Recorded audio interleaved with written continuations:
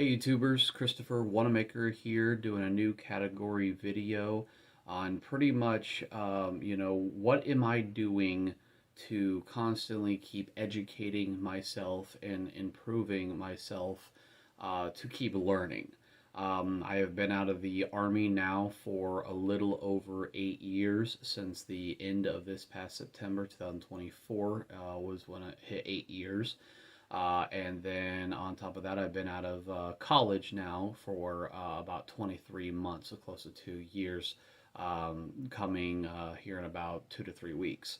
What do I keep doing knowing that I'm no longer in the military? I'm no longer taking military classes. I am no longer in college classes because I already got my bachelor's in business accounting nearly 2 years ago. And so, what do I keep doing to keep learning? And am I reading a book? Am I watching podcasts? Whatever.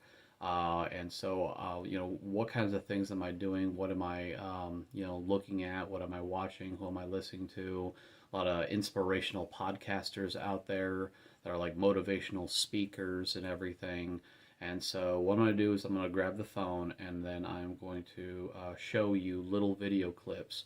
Some of them are like really short 1 minute clips, and then others are bigger, longer videos, and I'll show 7, 8 minutes of each of these different people. I'll call out their names and everything and who are they and what do they talk about to give you guys an idea of what do I do to keep educating myself and keep learning and to understand people in the world.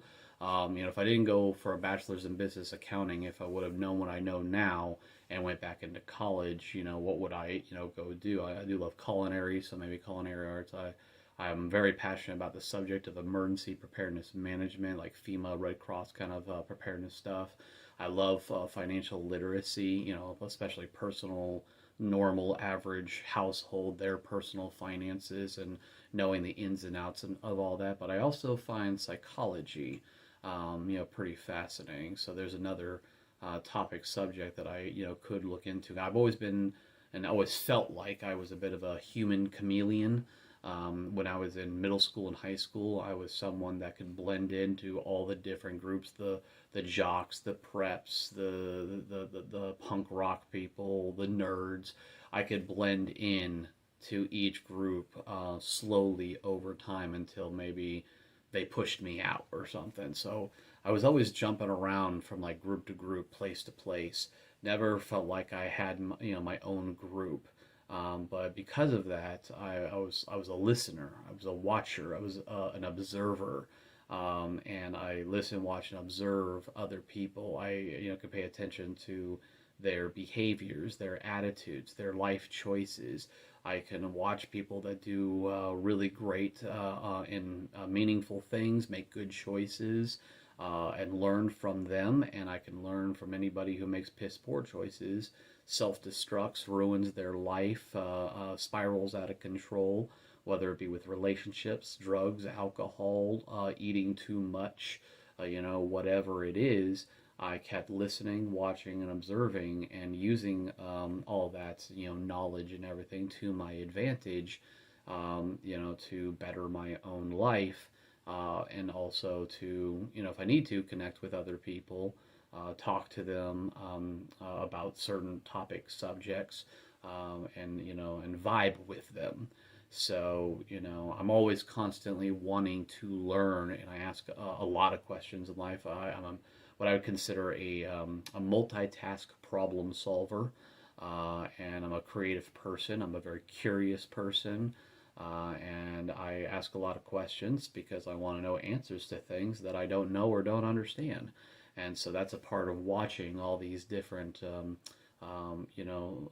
interviews and podcasts and different people to learn a lot, from like people like Jordan Peterson or Matthew Hussey or a Shaolin monk even, and or Pearl, different podcasters. The Ramsey Show from Dave Ramsey on finances. Caleb Hammer, financial audit, which on YouTube he does almost every Monday, Wednesday, Friday. He has a new video.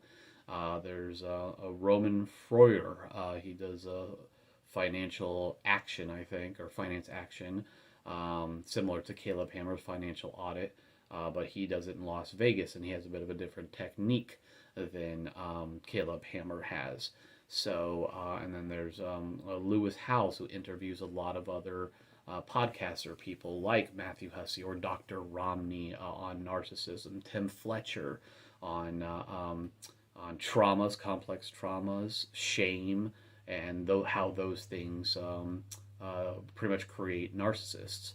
So all these different people. So I'm going to show a little different clips of each person, and it'll give you an idea of how do I keep learning. So the very first thing I'm going to show, a very short, quick, short clip, almost like a TikTok clip of Jordan Peterson, pretty much asking this very question: what are you doing to keep learning and growing? What, knowing that you're not in school and stuff, or you're not in middle school, you're not in high school, you're not in college, you're not in the military, you're not in some specific field.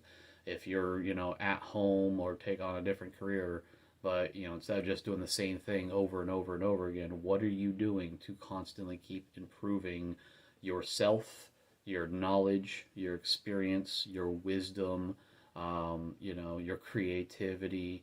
What podcasts are you watching? Who are you listening to? What are you learning? What topics?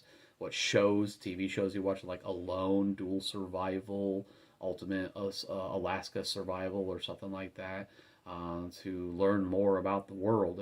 And even like survival situations, or like Female Red Cross, the more articles you read, the more shows you watch on survival, you may have not personally gone out and experienced it yourself, but knowledge is half the battle. If you have some ideas in your head because you've watched the TV shows and the movies of what certain people did for survival situations, or things like MacGyver or whatever, then it can give you some ideas of how to come up with solutions and solve your own problems. It gets your creative juices flowing, and so it's not like we're in a bad situation of some form, a bad scenario, and I have no clue what to do, how to solve my own problem, how to build shelter, how to get out of the cold, how to, dig a hole, how to create a bushcraft shelter, how to start your own fire in a variety of different ways,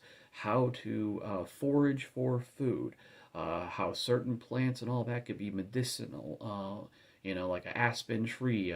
You rub your hand on the outside of the white bark. There's a powder that comes off of it. That is a very light Mother Nature sunblock. You take off the white bark and get into the deep bark, and you put that in like hot water. It's a forest tea, a bark tea.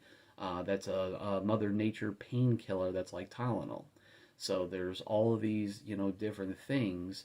And what does a lot of people say? Knowledge is power.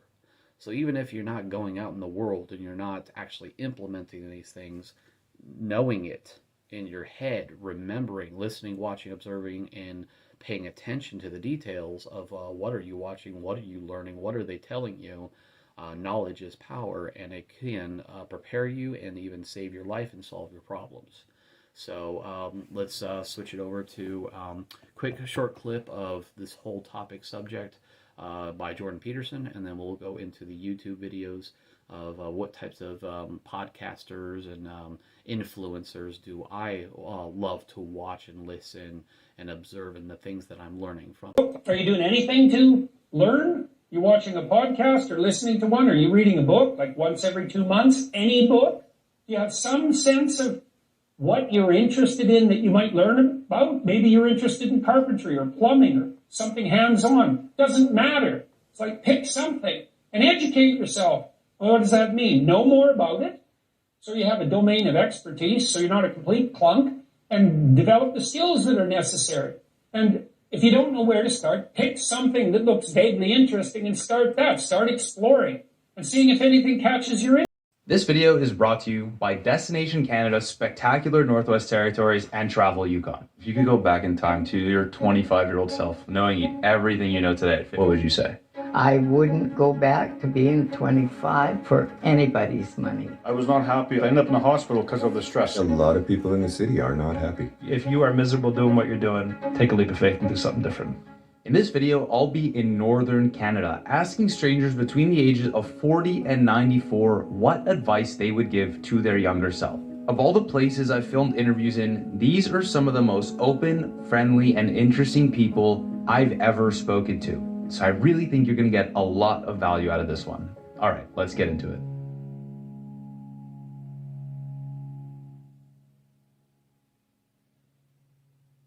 How old are you?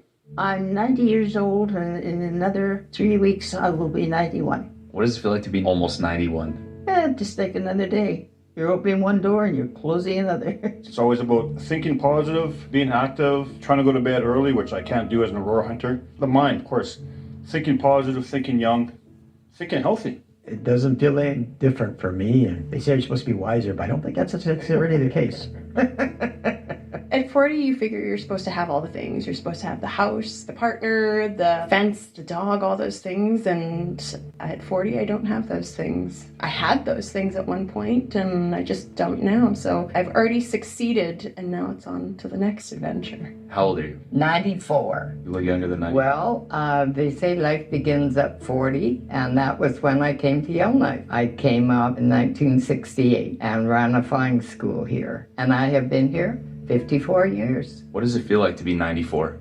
I have a hard time realizing that I am that old. You just live another year. Did you guys say that you feel better than most people who are around your age? Depends on the day, but I think we're in an area where it's more positive than a lot of places where people are living. Yeah, and just the nature of where we live. I mean, it's a great place. I think that gives us an advantage to feel more positive every day. What brought you to where you are right now? What is that story that you both have?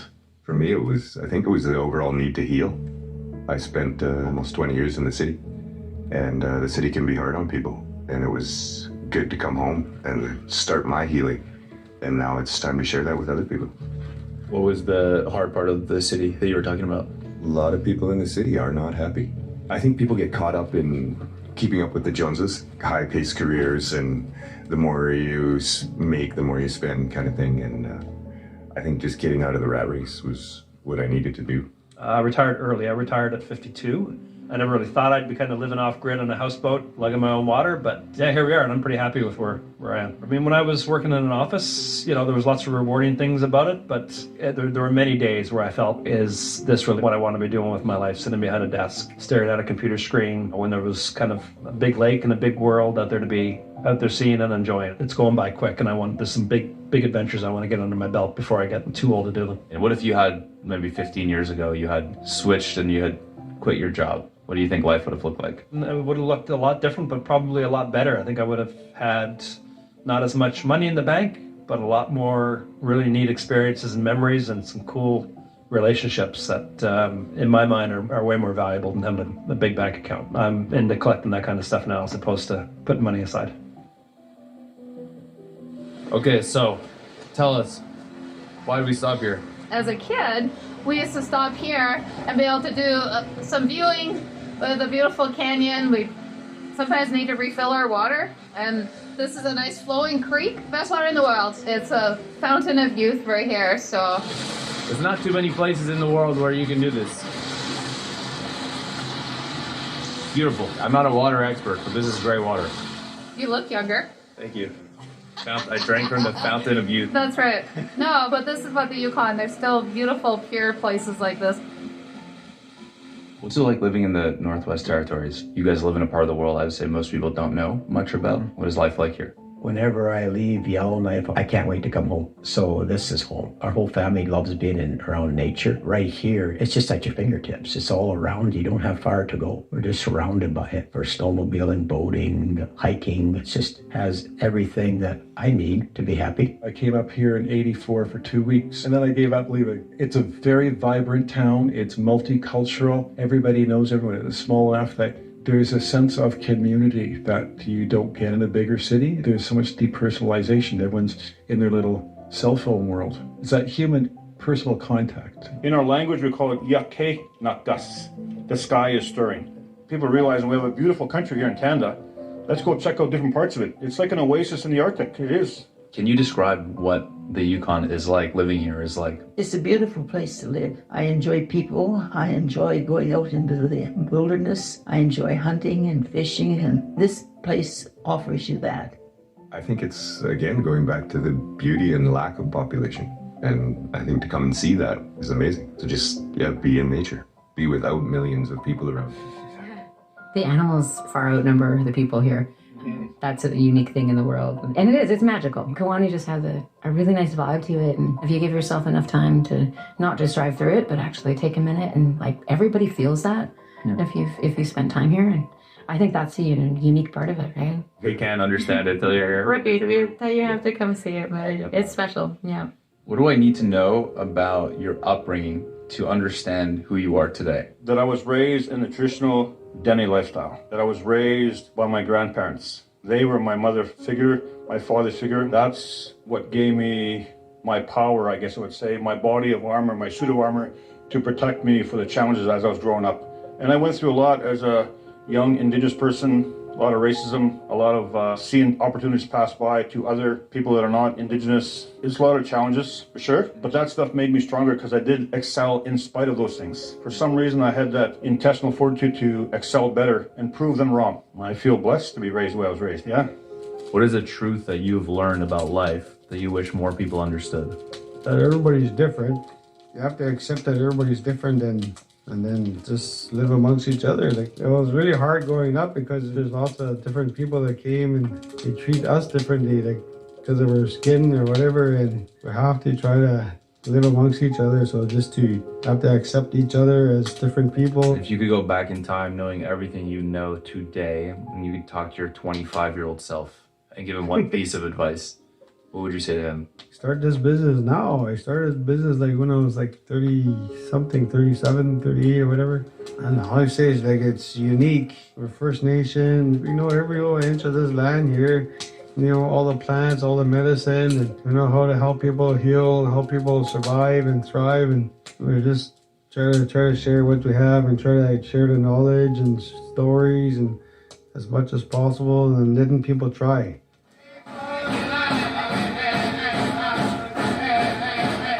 You could go back in time to your 25-year-old self, knowing everything you know today at 54, what advice would you give him? Travel. Stay clear of the mortgages. Go out, see the world, travel. Expose yourself to as many experiences as you possibly can, and then figure out which one of those you really want to focus on. But don't get into a rut early in life. Follow your dreams. Follow that little feeling right in your gut, right just under your wishbone, and it'll tell you where to go. Follow your heart and use your head and listen to your gut. There's good advice that I think it took me, longer than it should have maybe to accept that, because it is easy to get slipped into a machine and go with the flow until you realize, like, oh, I didn't even pick this career. It just happened to me. But really that voice inside of you, it's there. It's telling you what you actually want to do in life. Everything in moderation. That's a good one. I think you can get caught up in whatever you're doing and you can do it too much. I think you need to stop and reassess every once in a while and just moderate. There's a lot of anxieties in the world and you get stress. But when you suffer from stress, you just have to ask yourself, did it have any impact on changing the outcome about any of those events? And it was always no for me. That's what I taught myself in the last 10 years. I wish I would have had that back then. I wouldn't go back to being 25 for anybody's money, or 40, or even 50. I'm happy with the way life is now. My life has been full of experiences and stories and places I've been, and I like it. I don't need to go back. If you had to give advice and insight to young people who are working in those jobs and feeling the way that you felt, how would you go about doing what you want to do? Do not chase a career that you think is going to give you satisfaction and joy because it's going to pay you a lot of money or give you a certain amount of status. Figure out what it is you love doing, pursue it passionately. It'll provide you a good, happy life. If you are miserable doing what you're doing, take a leap of faith and do something different. Before I was working for the government, I was like a caged grizzly bear working for the government. It was just so frustrating, and I wasn't going nowhere. I was not happy. As a matter of fact, I ended up in the hospital because of the stress, because I was a single father working, and what's going to happen if something, what if I get, so it was stress. I had fantasy tour company on my spreadsheets on my computer, but I had no business. So I said, enough's enough. The only way you're going to learn, Joe, is jump in with your 2 feet. We only live once, make the most of it, and I went for it. And next thing you know, I remember there I had my business license, and yeah, I got a business. Going into business on my own was a different kind of a stress. I almost say it's a healthy stress. I was much more happy. I was doing what I wanted to do. What's BYOB stand for? Bring your own beer. Be your own boss. Be your own boss. And that means, if I have to translate one word, happiness. I'm meeting wonderful people from all over the world. I'm getting paid to go see the aurora. I'm getting paid to go canoe down the Mackenzie River. It's a happy life. It's stressful sometimes, but I wouldn't trade it for anything. What's something that you guys have learned about that lifestyle that most people who are, let's say, around the world, maybe listening to this, they're not realizing, they're not understanding? Being in touch with nature daily, really, as a human, makes us tick. People are so used to noise that they don't even hear it anymore. And when you come out here, you realize that it's quiet. And I think that calms a lot of people down. Yeah.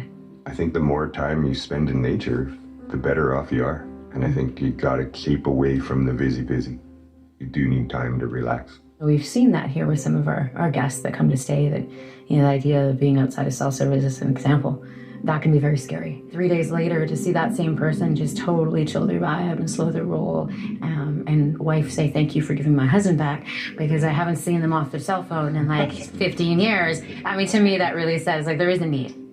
Whether you live full-time out here, I mean, that's not everyone's cup of tea, but the idea of just coming to experiencing that and like remembering that there are places in the world where you can unplug and you don't have to have every 5 minutes scheduled, you know. Just the limits on your distractions, like just the nature of not being internet or self-service, and like, you know, it's just this kind of like unplug. Like, you don't need your calendar, you don't need a phone. We're just going to take a minute, and time is really enjoyable when you do that, right? And you kind of lose track of it a bit too.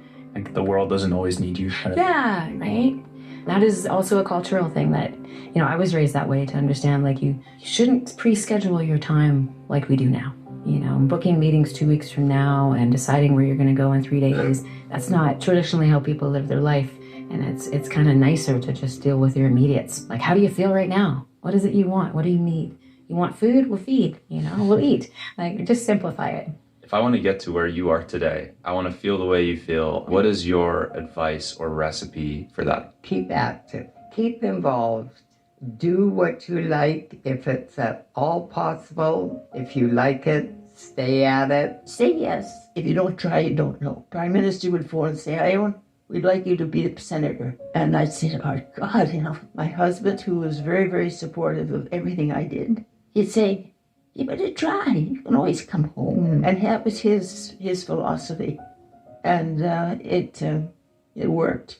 You've got to try different things. Don't ever stay stagnant, because if you don't try something new, you're never going to fail. And if you never fail, you're never going to learn. I've done some good failures in the past few years, and I'm learning from those failures. At the moment, you feel like you figured things out? No, I'm figuring it out as I go along. I wish I could be all wise and everything, not even close. It is wise not to have figured it out all. I kind of figure that if I've gotten to the point that I've figured out my life, then that's when I'll be going on to the next journey. Just keep soldiering on. You might not get what you first thought you wanted, but you may end up with something that you're very proud of doing.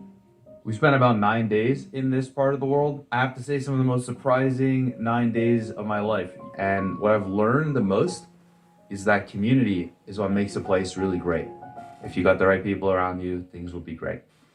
And that was really cool. I never thought about that before.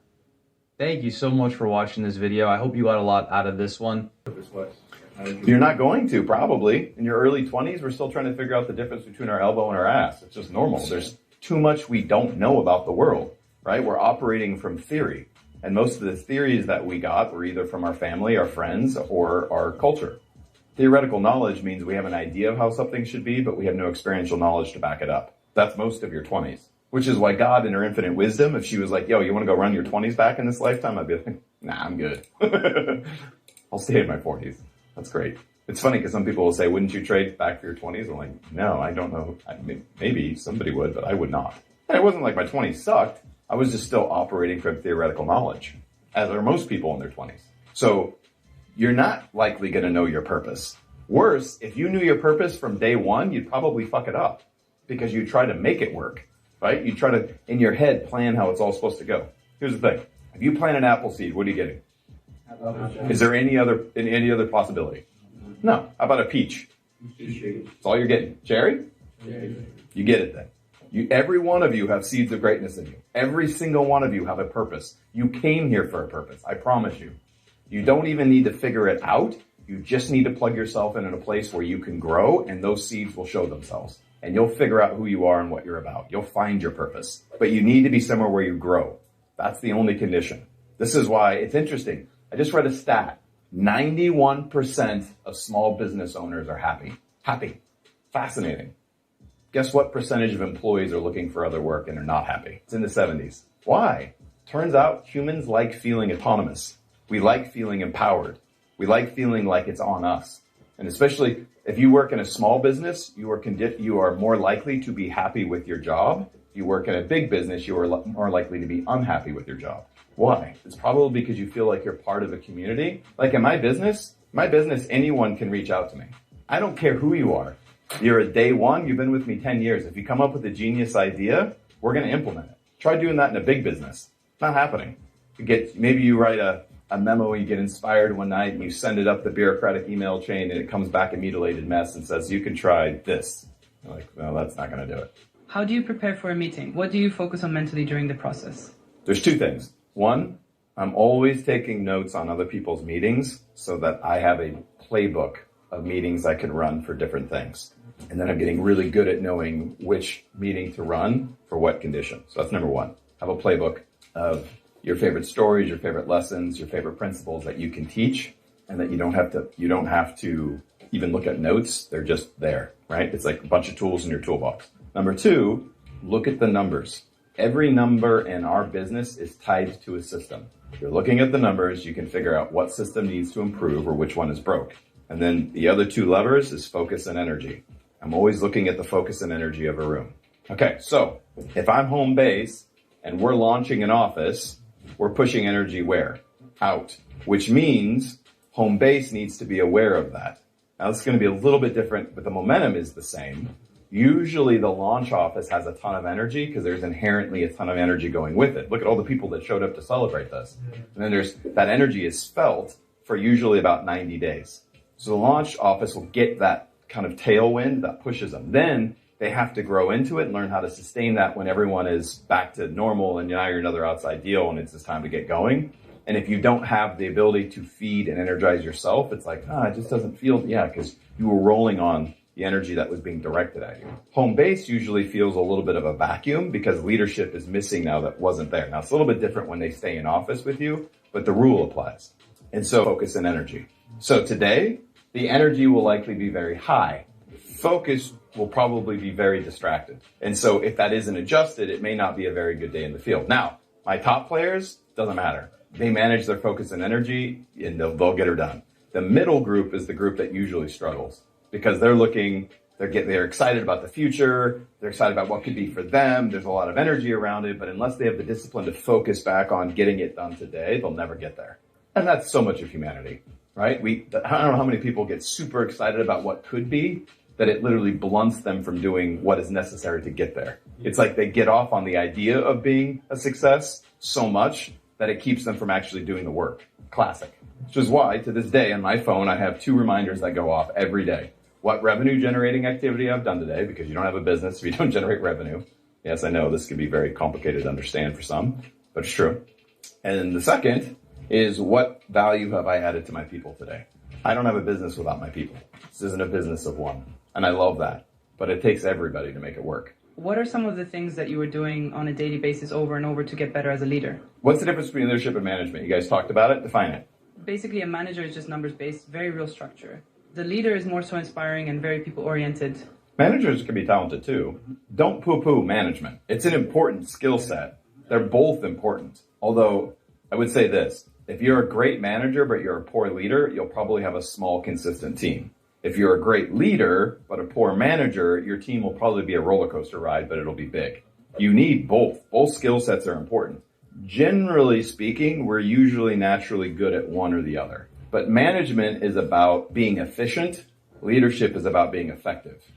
Managers have a super hard time with leaders if they're hardcore managers, because they look at things that the leader is doing and they go, that's not efficient. Yes, but it's effective, right? So for me, if taking an extra 5 minutes in a meeting is going to solidify the outcome, especially if it was a fucking 60-minute meeting, I will take the extra 5 minutes. I'm not going to just cut it short and not actually get to the end, right? Because we're over time, right? As a leader, I'm like a fucking wizard. I show up exactly when I mean to. That can be irritating for managers. Like, we're supposed to start at, well, I'm focusing on effectiveness, not efficiency.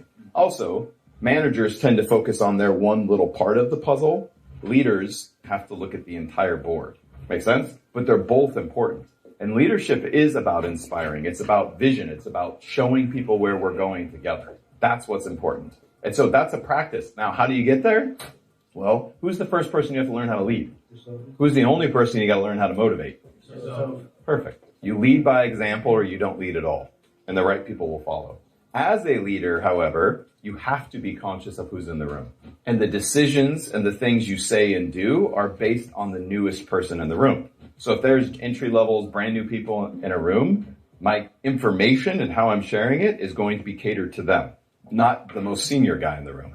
Do you, as a leader, necessarily focus only on your team or the entire office? I would treat the office like it's mine, and sure enough, it will be. Yeah, and that means, to get hammer here a little bit more, that means it's not just what you do in the office, it's what you do outside. So for me, I left team night 11:30. Nothing good happens after midnight. If I drank, which was very rarely, I had a single drink. Wasn't going to get stupid or irresponsible or sloppy, especially with a bunch of new people. It's not really me anyway, but that's just things I would be conscious of. Make sense? Leadership sucks, by the way. I get it. People are like, I don't want to sign up for that. Because it means it's not about you. That's tough. That's tough for a lot of people because they're inherently about that. If it isn't clear yet, this business isn't good for you if you're about yourself. You get to your goals by helping other people get to their goals, which I fucking love. But if you're a hired gun who just wants to go make a bunch of money and you don't really give a fuck about other people, go sell insurance or something. Not this business. What kind of elements do you apply from chess to your business as a leader? A lot. First principle thinking. So in chess, first goal is to control the center of the board. You control the center of the board, you control the game. It's the same in life, it's the same in business. You want to put yourself in a position and you're answering, what is the one thing that if I solve for, solves for the most other things? What gives me the most option? So position is really important. Key to timing is preparation. Position on the chessboard gives you an opportunity to take advantage of mistakes and wrong positioning of your opponent. It's the same in life. Preparation is the key to timing. There's a lot of things that I take from chess and apply in real world. Also thinking 5 to 10 moves ahead versus 1 move ahead. So many people are thinking 1 move ahead, which is why they're like a dog chasing their tail constantly in life. They're just thinking about their next move. I really like Sebastian Ings. He's pretty much, reminds me a lot of myself, being a multitask problem solver, being more of like a motivational instructor, like a life coach, helping people to open their minds, look at multi-perspectives, different points of view, what works, what doesn't, from what we can learn from humanity and everything.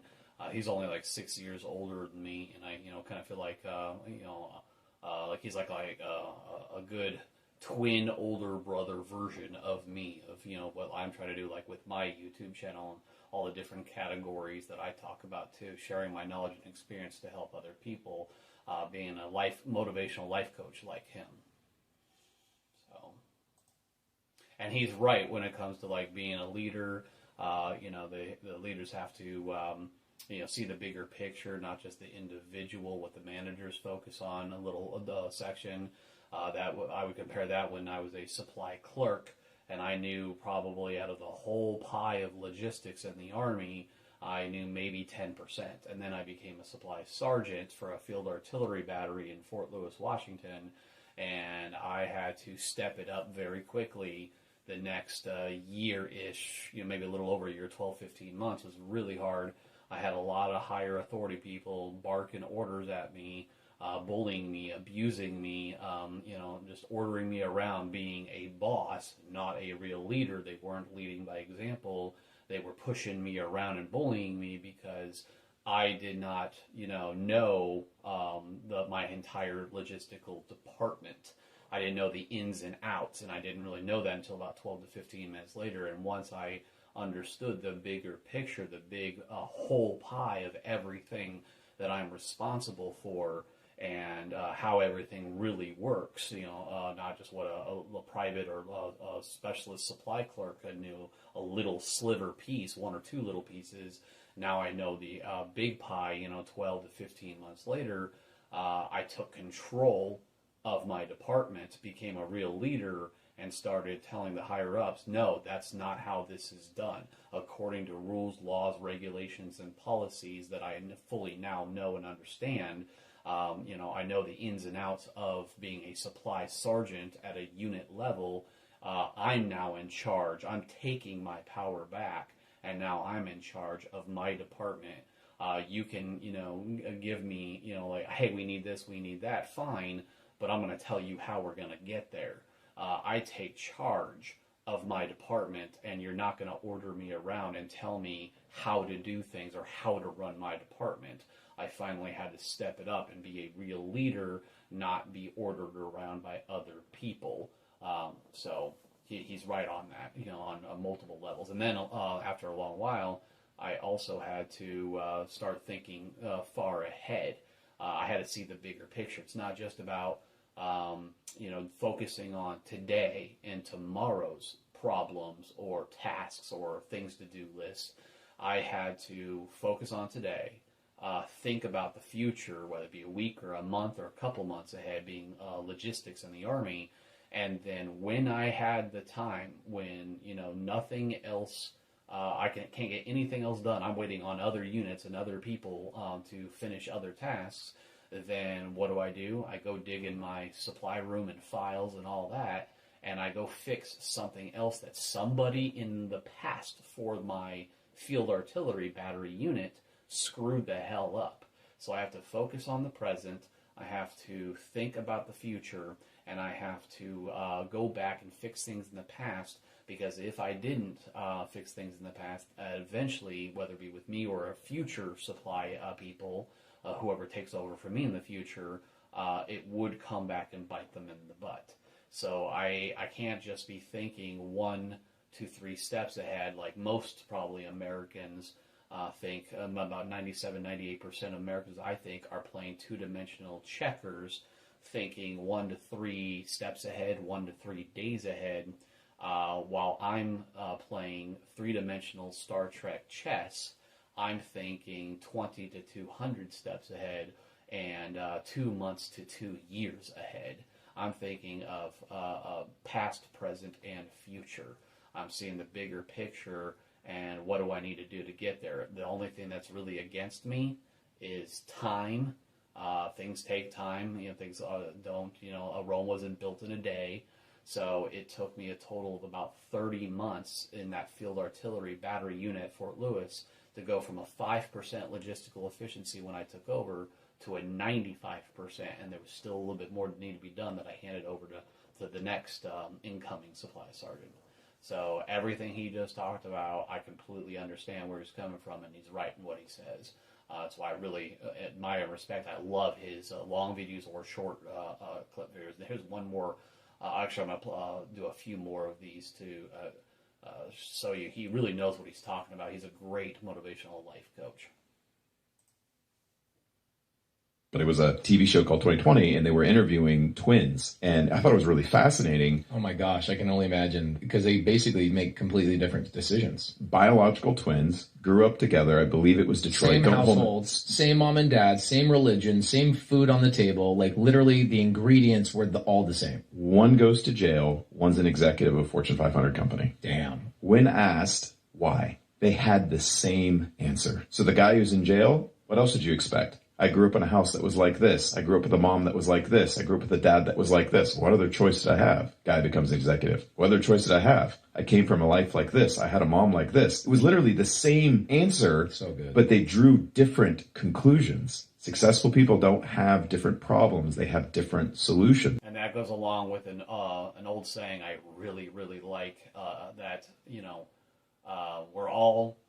none of us are given a good life or a bad life. We're just given a life. It is our choices, actions, and decisions that will determine whether or not we actually have a good or bad life, which pretty much means, our choices, actions, and decisions and everything we do, especially once we become adults and out on our own, will determine our destiny of whether we have a really good life, successful life, happy life, joyful life, adventurous life, or whether we spiral out of control, self-destruct, get into drugs and alcohol, get into gambling, blow our money, don't prepare for the future, don't clean up our messes in any way, shape, or form of whatever mess we create. The partner we choose, the people we choose to hang out with, it all affects us and influences us. The highest performers I know are really good at saying no, and they say no most of the time. They're very locked on to what it is they're about, and they say no to everything else. In fact, part of the way I can tell where somebody is in their journey is how quickly they say no to things. If it takes you a while to say no to things, it's likely because you aren't clear about what you're about yet. The best thing you can do is pay attention to what people do and less about what they say. Like, I almost never listen to what people say. It helps me understand them, so I'll listen to understand their framework and how they look at their world, but I don't make decisions on them based on what they tell me. I make decisions on them based on what they do. The non-player character is somebody that in an RPG, every time you talk to them, they have a limited amount of lines and dialogue. And that is most humans. Don't believe me? Go home for Thanksgiving. And then go, how many times have we had these exact exchanges, these exact conversations? Grandma's sitting right there, drinking her glass of wine. Oh, here comes the outburst. It's the same shit, because most people are unconscious. They're literally living a fucking NPC life, non-player character, like in a game. So it's like, when you go talk to them, they have a limited amount of lines, a limited amount of things. If you had a friend, it was like 3 bad boyfriends, and they all ended the same way. It's like, what do all 3 of those boyfriends have in common? What do all 3 of those girlfriends have in common? And again, if you lack awareness, there's no protocol to solve for yourself. So you'd say something like, they're all bitches, they're all assholes, they're all liars, whatever it is. Because you have no way to solve for yourself. You're not aware. That's 85% of humanity. There's an old saying, those who are awake do not judge those who are asleep. There is no reason to judge the person that is asleep. Gently nudge them away. If you had a friend I was a woman in this lifetime, which I'm not, but if I was, I would very much pay attention to the relationship the guy I was interested in had with his mom. Because it's going to tell you a lot about how your relationship with him is going to go. If he has a codependent relationship with his mom, you will never be the first woman in his life. And that's going to be a big problem, especially if you intend to have kids and to build a family. Some moms don't want to let go of their precious baby boy because their whole identity is wrapped up in that. That goes to codependence. And now they have dysfunctional relationships with other women. If I was Successful people aren't successful because everything went their way. They're successful because they figured out a way to navigate through the shit, right? Life is not all easy. You're going to have shitty things happen to you. And I'm not speaking this over you. I just know from life experience, right? People are going to get sick. People are going to die. People are going to get divorced. People are going to be financially in ruin. Stressful things are going to happen. If you don't know how to navigate those things, if you can't figure out how to navigate those things and get to your outcomes anyway, life is going to be really fucking tough. And it gets bad because then you get into your late 30s and early 40s and we're talking and you become the woulda, shoulda, coulda guy. Success. We don't get what we want, we get what we are. So generally when we label something a lack of discipline, I see somebody that isn't clear about what they want. We always do what we value most. We always do what we value most. This is why most people can't build wealth, because wealth is built through consistency. You do it not because you want something, you do it because that's who you are. We don't get what we want, we get what we are. I don't think it's ever been easier to build wealth. It's stupid. There is a lot of money in the world right now. I mean, we fucking printed 8 trillion with a T. I don't think anybody even knows how big of a number that is. We're all paying for it now, quite literally, but we did. So when you inject $8 trillion into an economy and devalue your dollar, inherently, you generally increase all other asset classes. So we enjoyed a higher stock market, higher Bitcoin, higher real estate, higher fucking dozen eggs. You are going to learn that your body is important just as your mind is important. And based on this very basic idea, now it starts. Now somebody maybe asks, okay, now, yes, I want to develop the mind. How should I do it? And then, in the Shaolin Temple, traditionally, we are teaching Buddhist teachings, Confucianist teachings, and Taoist teachings. So 3, let's say, teachings aiming in the development of the mind. So you are reading theories, you are reading essays, you are reading different texts, maybe some of them describing the life of one of these persons, meaning Buddha or maybe Lao Tzu, or maybe Confucius. Yeah? By putting yourself into the skin of those personalities, you maybe or maybe not, get a glimpse of, okay, so this is how they were living. This is the virtues that they inhabited in themselves, why they are behaving in this and that way. These were some type of virtues that they were abiding to, that they kept as a guideline in their daily life.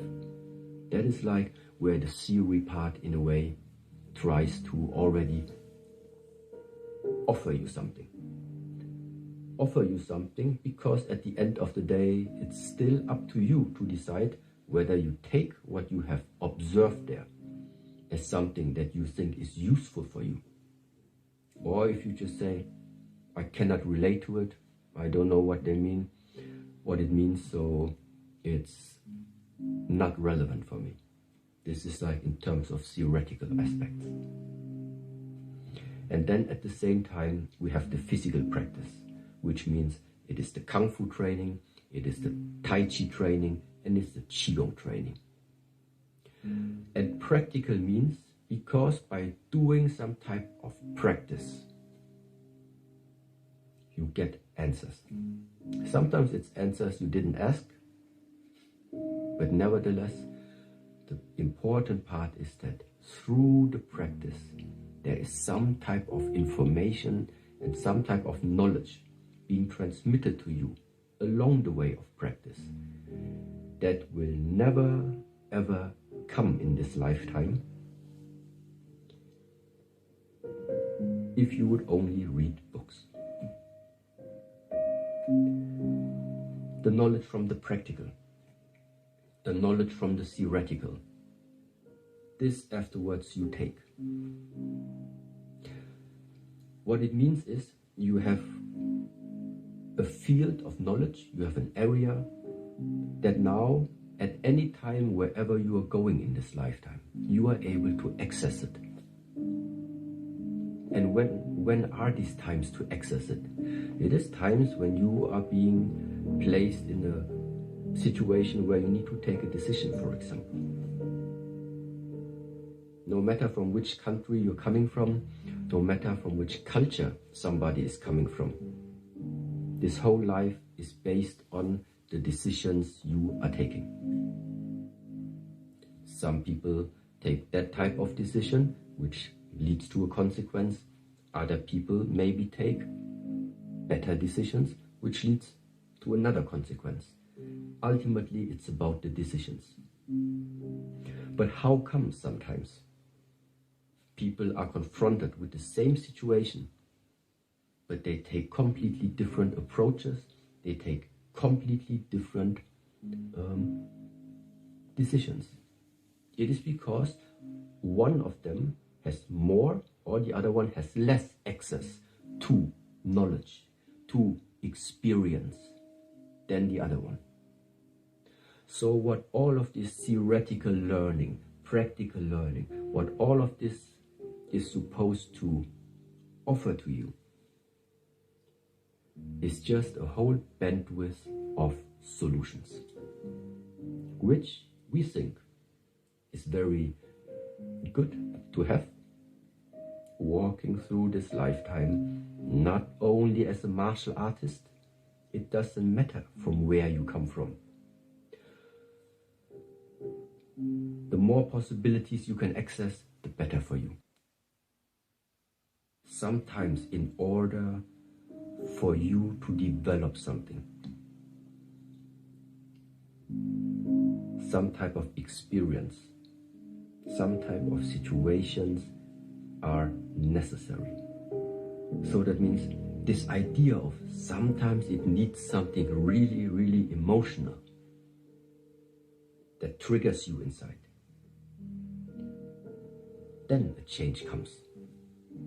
Sometimes it's exactly what makes you cry, exactly what makes you confront yourself and what is super uncomfortable. exactly these moments sometimes are the ones you should be thankful for, because they carry the potential to unlock something very, very fundamental inside of you. Let's say like this. Yeah? It is impossible for a human being to walk through this lifetime without making things that the first time they do it directly go right. What I mean is, everybody will do something which will go wrong, no matter in which type of field. But after it went wrong the first time, the question is, how are you going to continue? If you are starting to be wise, intelligent, you are observing the situation. Why did you make it wrong? What was the mistake? What went wrong in it? If you are confronted the second time with the same situation and you make it wrong again, so apparently you didn't learn something. And in the way how Confucius expresses this is, making something wrong the first time is not a mistake. It is your chance to correct it. But making the same situation over and over, wrong again and wrong again, because you're of the unwillingness to learn something from it, that is the mistake. That something goes wrong the first time, this is not the mistake. If you don't learn from it, if you don't observe the situation, take the knowledge out in order to make a better outcome for the future, if this is not your trial, if this is not what you're aiming for, then it's a mistake. So in a way, it is the same that nowadays we are already expressing with the term of, that's why you need challenges. You will fail definitely a few times. The question is, what will you take out of these failures? And in the way of people, for example, yes, it can happen that you made in the past, took some decisions, took some actions that have shaped your present life right now and also will have an impact on the future. But we cannot undo the past. Therefore, the question is, what will you take out of this lesson that you have? You did one thing wrong in the past. Now it's following you your whole life long. First conclusion is, I need to better take care about what I am involving in. Message number one. Now, some things you cannot undo, yet there is still the possibility to rebalance things. And there are different ways how you can approach it. For example, by doing a lot of charity work. You did wrong to many people in the past. Now, do something good for many people where you are excluded. Let's say, charity work. Invest some of your time to take care of people that they can benefit from your work energy, let's say. These are very practical ways that in our tradition we also sometimes make use of. Charity work, donating, this is where all of this comes from. Yeah. Because it takes something. It takes something from you in order to live this way of life. Everybody talks about letting go of the self, letting go of the illusion of the ego. Yeah, how? For example, like this. Do something that is not for the benefit of yourself. Invest your lifetime, a few hours, a few days every week, every month, and do something where other people are benefiting from your work. This is what I think is a practical way how that maybe guilt that some people still feel nowadays can be reduced. Before you were taking, now it's time to give. When things are rebalanced, then you can continue on another path again. But before anyone continues, you need to rebalance. Go into a little bit more of what he was talking about. It's something, I think, donating time and energy. I like donating plasma, platelets, blood to like the Red Cross and all that kind of stuff. I donate things to Caring Closet down in Hazeldale, Vancouver, Washington area. And I donate things as I spring clean. I donate things I don't want or need anymore, declutter my home, which is good energy itself, good karma, but I donate things to Goodwills and Salvation Army and all that. So when he's like, face and challenge things, face these obstacles. And so I came up with a question and a great answer in the last couple of years that really means a lot to me. How does one become mentally and emotionally stronger slowly over time as we age, for anybody of any age, young adults or older? And my answer is by facing, dealing with, overcoming, and conquering difficulties, challenges, obstacles, hardships, all levels and all forms of conflict. How frequently? Every single day of your life. The only thing to fear is fear itself. Fear is meant to be faced, dealt with, overcome, or conquered daily. The acronym FEAR, F-E-A-R, has two meanings. Forget everything and run, which means stick your head in the sand and ignore and avoid everything, which then, as slowly over time, it just makes it worse and worse and worse and worse instead of confronting and challenging the problem and issue, no matter what it is or who it's against or with. You've got to go through and you got to face, deal with, overcome, and conquer fear, conflict, obstacles, hardships, and challenges. You do that, you will keep building yourself up. You will keep leveling up slowly over time. And then if you're less fearful than anything that comes your way, you can truly handle. So it makes you mentally and emotionally stronger. And by helping others and donating your time and your personal belongings and giving back like a soup kitchen or something like that, it humbles you. And it balances your karma, in my opinion.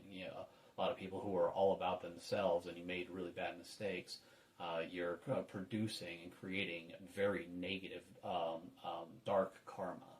So you take your energy, humble yourself, your ego, you give back to others, you're churning that negative karma, balancing the scales of karma, and you're turning the darkness into light. Moving on, Jordan Peterson.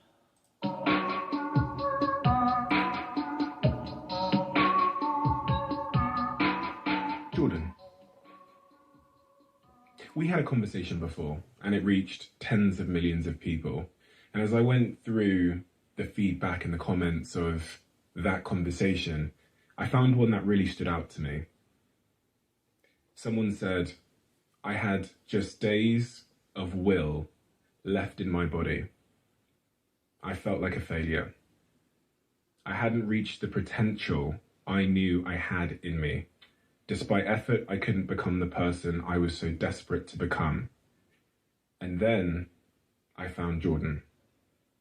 And his unfiltered words pulled me from my darkest moment just in time. Now my life is in my hands once again, and I've built a career and a life I'm proud of. So thank you, Jordan. We may never meet, but you've saved my life, and my children still have their father because of you.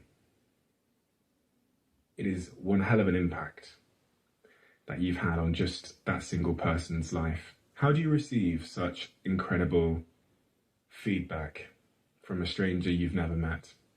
Well, when you were reading that, mean, it's obviously a very positive thing to hear, but my mind immediately went to why that's the case. See, I've been in the fortunate position of being able to synthesize and then communicate a century's worth of clinical research and experience gathered by very many extremely intelligent and careful people. And then on top of that, whatever I've managed to gather being reasonably educated in the broader sphere of the humanities and sciences, let's say. And the effect that this individual is attributing to me is a consequence of that, right?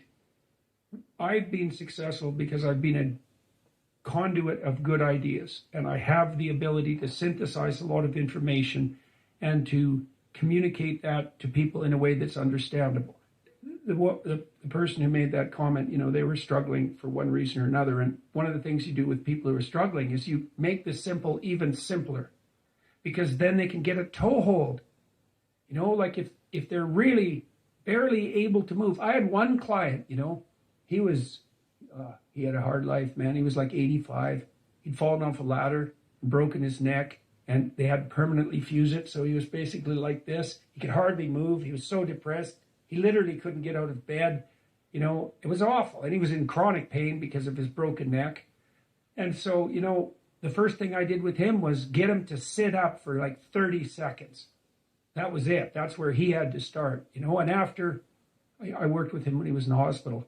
After 2 weeks, he was walking down the hall and able to sit up and read for, you know, 5 or 6 minutes. And he got out of the hospital. He went home. But he had to start with the simplest possible steps. And hey, man, the definition of humility in some ways is that you start progressing where you can start. I think about this a lot because there's a lot of people that are objectively or subjectively down and out in their lives. That's how they feel. And it's often too intimidating to present them with the idea of climbing Mount Everest today, a proverbial Mount Everest. Like, just pick yourself up and go to the gym and work out and eat healthy, right? And no, that's not going to happen. It's like putting them at the foot of Mount Everest, but the small commitments we keep to ourselves are often really undervalued because they seem so trivial. Like you saying, that's the casual contempt. That's another aspect of that. Well, one of the really difficult things to learn when you're down and out is how far you're down, because it's humiliating. You know, I was ill recently, and when I started to recover, I couldn't really button my shirts. I had to learn to do that again. I'd forgotten how to put my hands on keyboard. I didn't know where to put my hands. I had to learn to type again. Now, I hadn't lost all the knowledge, and it came back quite quickly. And the reason I'm saying that is because one of the impediments to people who've really taken a blow in their life is that things have fallen apart around them so badly that where they have to start is humiliating even to consider. The rule, it's a pretty straightforward rule when you want to get back on your feet, and the rule is you have to make the task small enough so that you'll do it, no matter how small that is. You know, and that can, and I've worked with people. I mean, one of the things I've become well known for is my advice to start by cleaning up your room. But I had plenty of clients who couldn't go home and clean up their room. They hadn't cleaned up their room for like 20 years for all sorts of reasons. Maybe because every time they did try to do anything positive in their family, no matter what it was, they were immediately punished and undermined.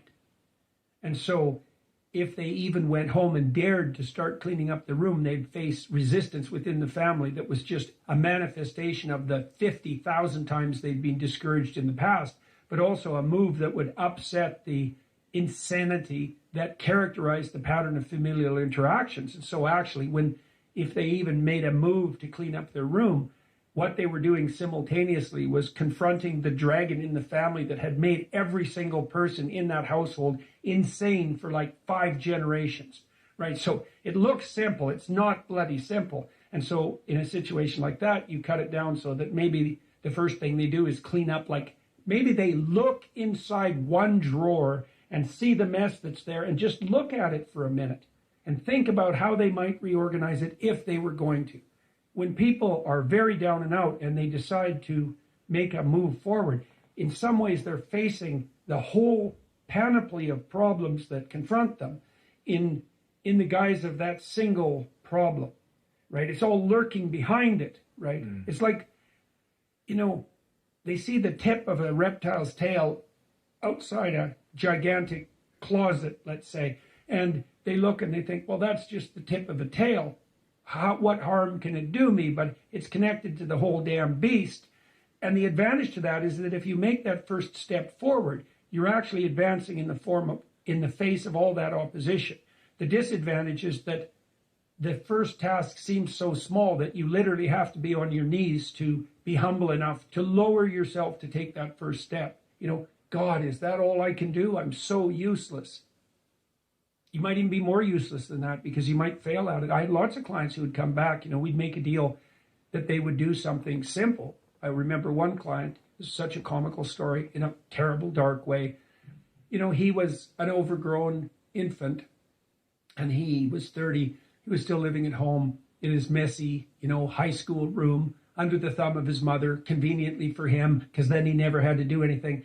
And he had managed to entice some girl into sleeping with him and she got pregnant and now he's going to have a son. And he had enough sense to come to me and say, I'm kind of a wastrel and I've mucked up my life, but maybe I'd like not to destroy this kid. So is there something I could do to put myself together? So, we talked that through.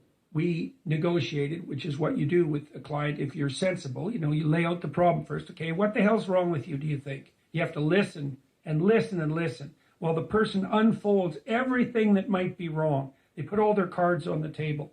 And then you sort through them and you think, well, some of that, even they'll figure this out themselves. Some of that's not really the central issue. And so you imagine they lay all the cards on the table and then you kind of get rid of 90% of them. It's a symptom. Yeah. It doesn't really bother me now that I've talked about it. That doesn't seem key. I think I'm really done with that. That isn't interesting to me. But they'll still have to lay it all out. And then you focus on the problem. And then the next thing you think is ask them is something. This is great general problem solving strategy is, okay, if this could be better as far as you're concerned, what would better look like? And then they have to lay their cards on the table about that. So you do the same thing. And now you have the diagnosis. That's the problem statement. And now you have a hypothetical cure, let's say. And now you need a strategy, right? And that would be the steps in between the problem and the final destination. And then you break down the steps until you find a step that the person will take. You have to do that experimentally. So the first step for him was to vacuum the carpet in his room. And so this is literally what he did. He brought the vacuum. It was a stand-up vacuum. He brought that into his room, but he only got it to the threshold. And then he left it 45 degrees across the door, leaning, and he walked over it for a whole week. And so then he had to come back and tell me, and he was embarrassed. He said, I got the vacuum cleaner just to the doorway and I left it there. And then instead of bringing it into my bedroom, I just, I put an obstacle in my own path and stepped over it for a whole week. It's a very humiliating thing because he knew that his life was on the line. And he knew that his son's life was on the line. And he knew that he was one useless bastard for not being able to bring that vacuum cleaner into the room. But the proper interpretation of that in part is, well, you got the bloody thing out of the closet, didn't you? So what we did was renegotiate. This is called collaborative empiricism. It's a behavioral approach for clinicians. And the collaboration is, well, as I said, what's the problem? Diagnosis. What's the potential solution? The person has to be on board with all this, right? I mean, they have to be the people who decide that's the problem. You can't enforce that on them. They have to discover it for themselves. And the same with the solution. And the same with the strategies. It's like, I don't know what's right for you. I'll listen. We can jointly explore what might be the right vision for you. And then we can break that down into a strategy. But you have to be on board with the strategy. You have to feel that this is right for you. It's absolutely 100% crucial that it's voluntary. And then we'll say, okay, well, maybe this is a solution. Why don't you go implement it? Come back next week after having attempted this. Let's see how it went. And sometimes people come back and say, well, that went great and it started me and I did 3 other things and you know what, we seem to be on the right track. And sometimes they come back and say, nope, that didn't work at all, like with the vacuum cleaner. And so then you have to think what you do in that situation is make the task smaller. If you make the task small enough, I've never seen anyone not be able to progress if they made the task small enough. But, that can be pretty humiliating. Now, the upside is that once you take that first step, you look the beast in the face and you'll start progressing, not linearly, but exponentially in speed. So what's cool is that it doesn't really matter how small that first step is because it'll start doubling. And anything that doubles grows unbelievably quickly. And so that's a very useful thing to know too. And that's true when you're learning anything new. It's like you'll feel like an imposter, you'll feel like a fool because you are, and you'll think I'll never get there, and the destination might look very distant. But if you take a sufficiently small first step and get the ball rolling, you can be cruising along at a pretty good rate, generally faster than you'll think. What's going on in one's psychology there? Is it building evidence of your own capabilities and capacity? Definitely.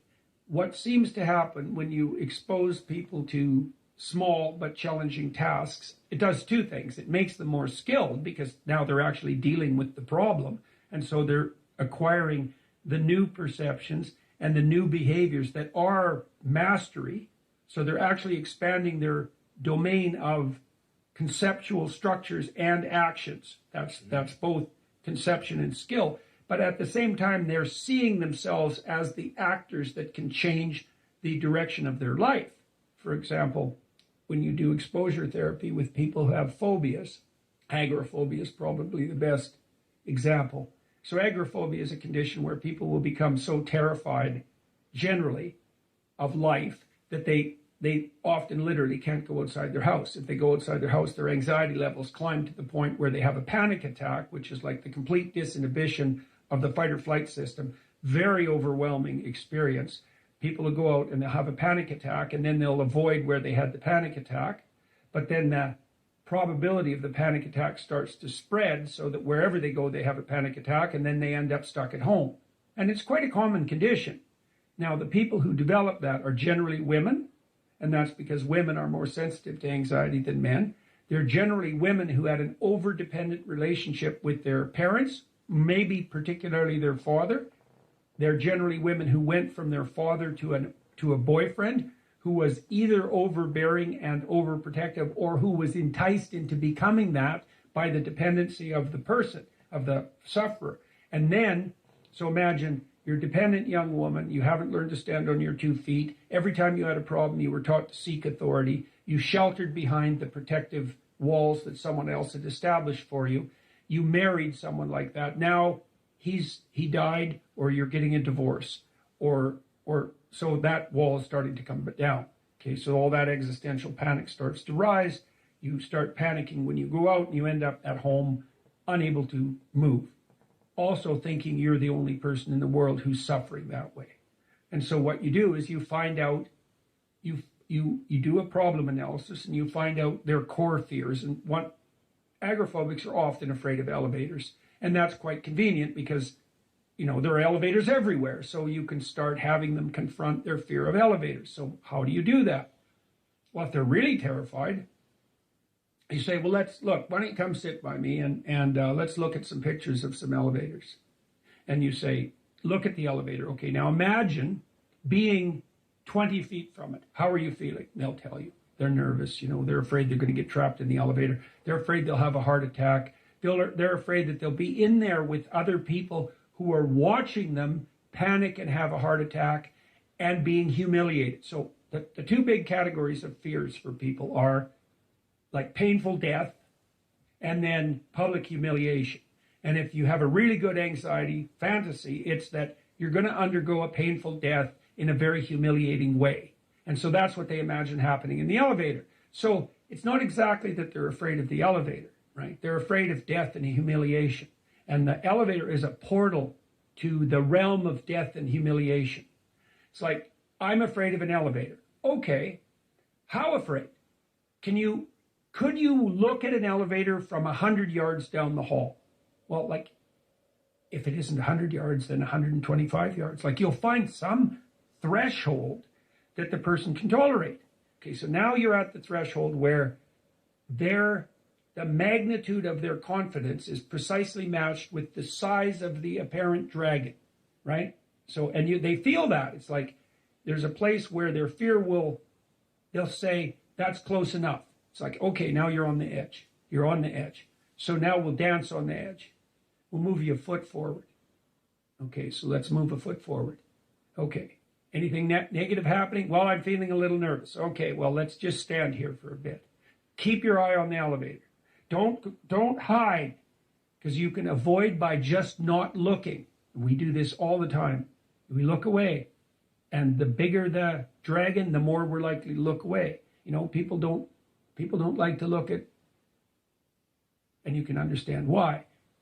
People will avert their eyes from atrocity, right? And they'll certainly avert their eyes from the thought that they could participate in atrocity. And you could think of that as the heart of darkness. It isn't, because you could look at the fact that you could take glee in the commission of atrocity. And no one wants to look at that. Well, you start, and you have to look at that. You have to look at that in the final analysis. But one step at a time. And you can do that with any problem, literally any problem. Break it down, break it down, break it down. Public speaking. Anything. Going to the gym. Anything. A small dose. A small dose. And it's so fun to do this with people. It's the same thing you do when you're encouraging your young child. And that's a primary source of gratification for human beings, is putting someone on the edge and encouraging them.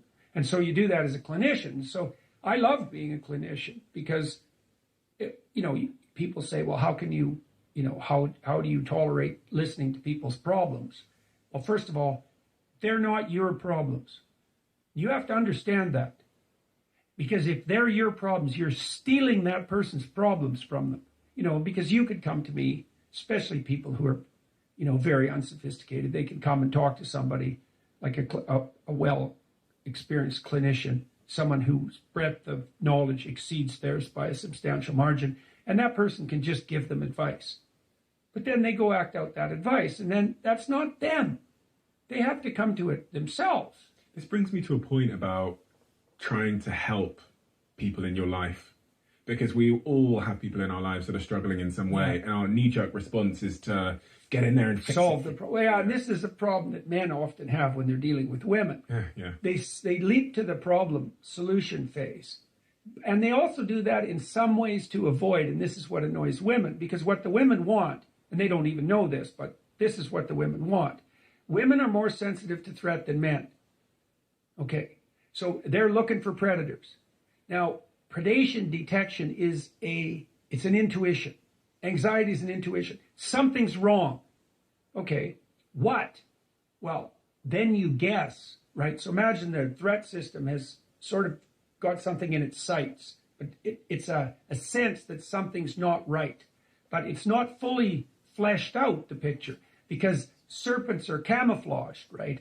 So the threat is hidden. Well, what the woman wants is to lay out all the things that might be wrong. Okay, well, the guy doesn't want that, because first of all, maybe your wife is upset about something in relationship to your children, and she doesn't know what it is. So now she has to go through everything she thinks that might be wrong. Well, even for you to listen, that's going to be rough, because some of those things are going to be about you. And so you just have to shut up, and you have to let her put her cards on the table. Understanding. Now, she has to do it in good faith, right? She can't be using that opportunity to skewer you. And so these things are tricky to manage, but you want to listen to her, lay all the cards on the table. Now, the advantage to that is now you know where all the hidden snakes are. Now, if you do that, what you'll find out, and so will she, is that most of the things that she's worried about, she's not actually worried about. She won't know that until she lays them out on the table and can see them. And then both of you can triangulate to the actual problem, and then you can negotiate a solution and offer help. But if you jump right to help, the reason you can't do that is because you probably have the problem wrong. So then back to your question about helping. One of the most effective things you can do to help people is to listen. And there are technologies of listening. And so the first one is, don't assume that either you or the person who's talking knows what the problem is. It's so hard. Once you have the problem specified, you've solved like 95% of the problem. That diagnostic move is really hard. Are we sure we're addressing the most crucial issue? You have to have your sights focused right on the center point of the cross, right? Like in a gun sight.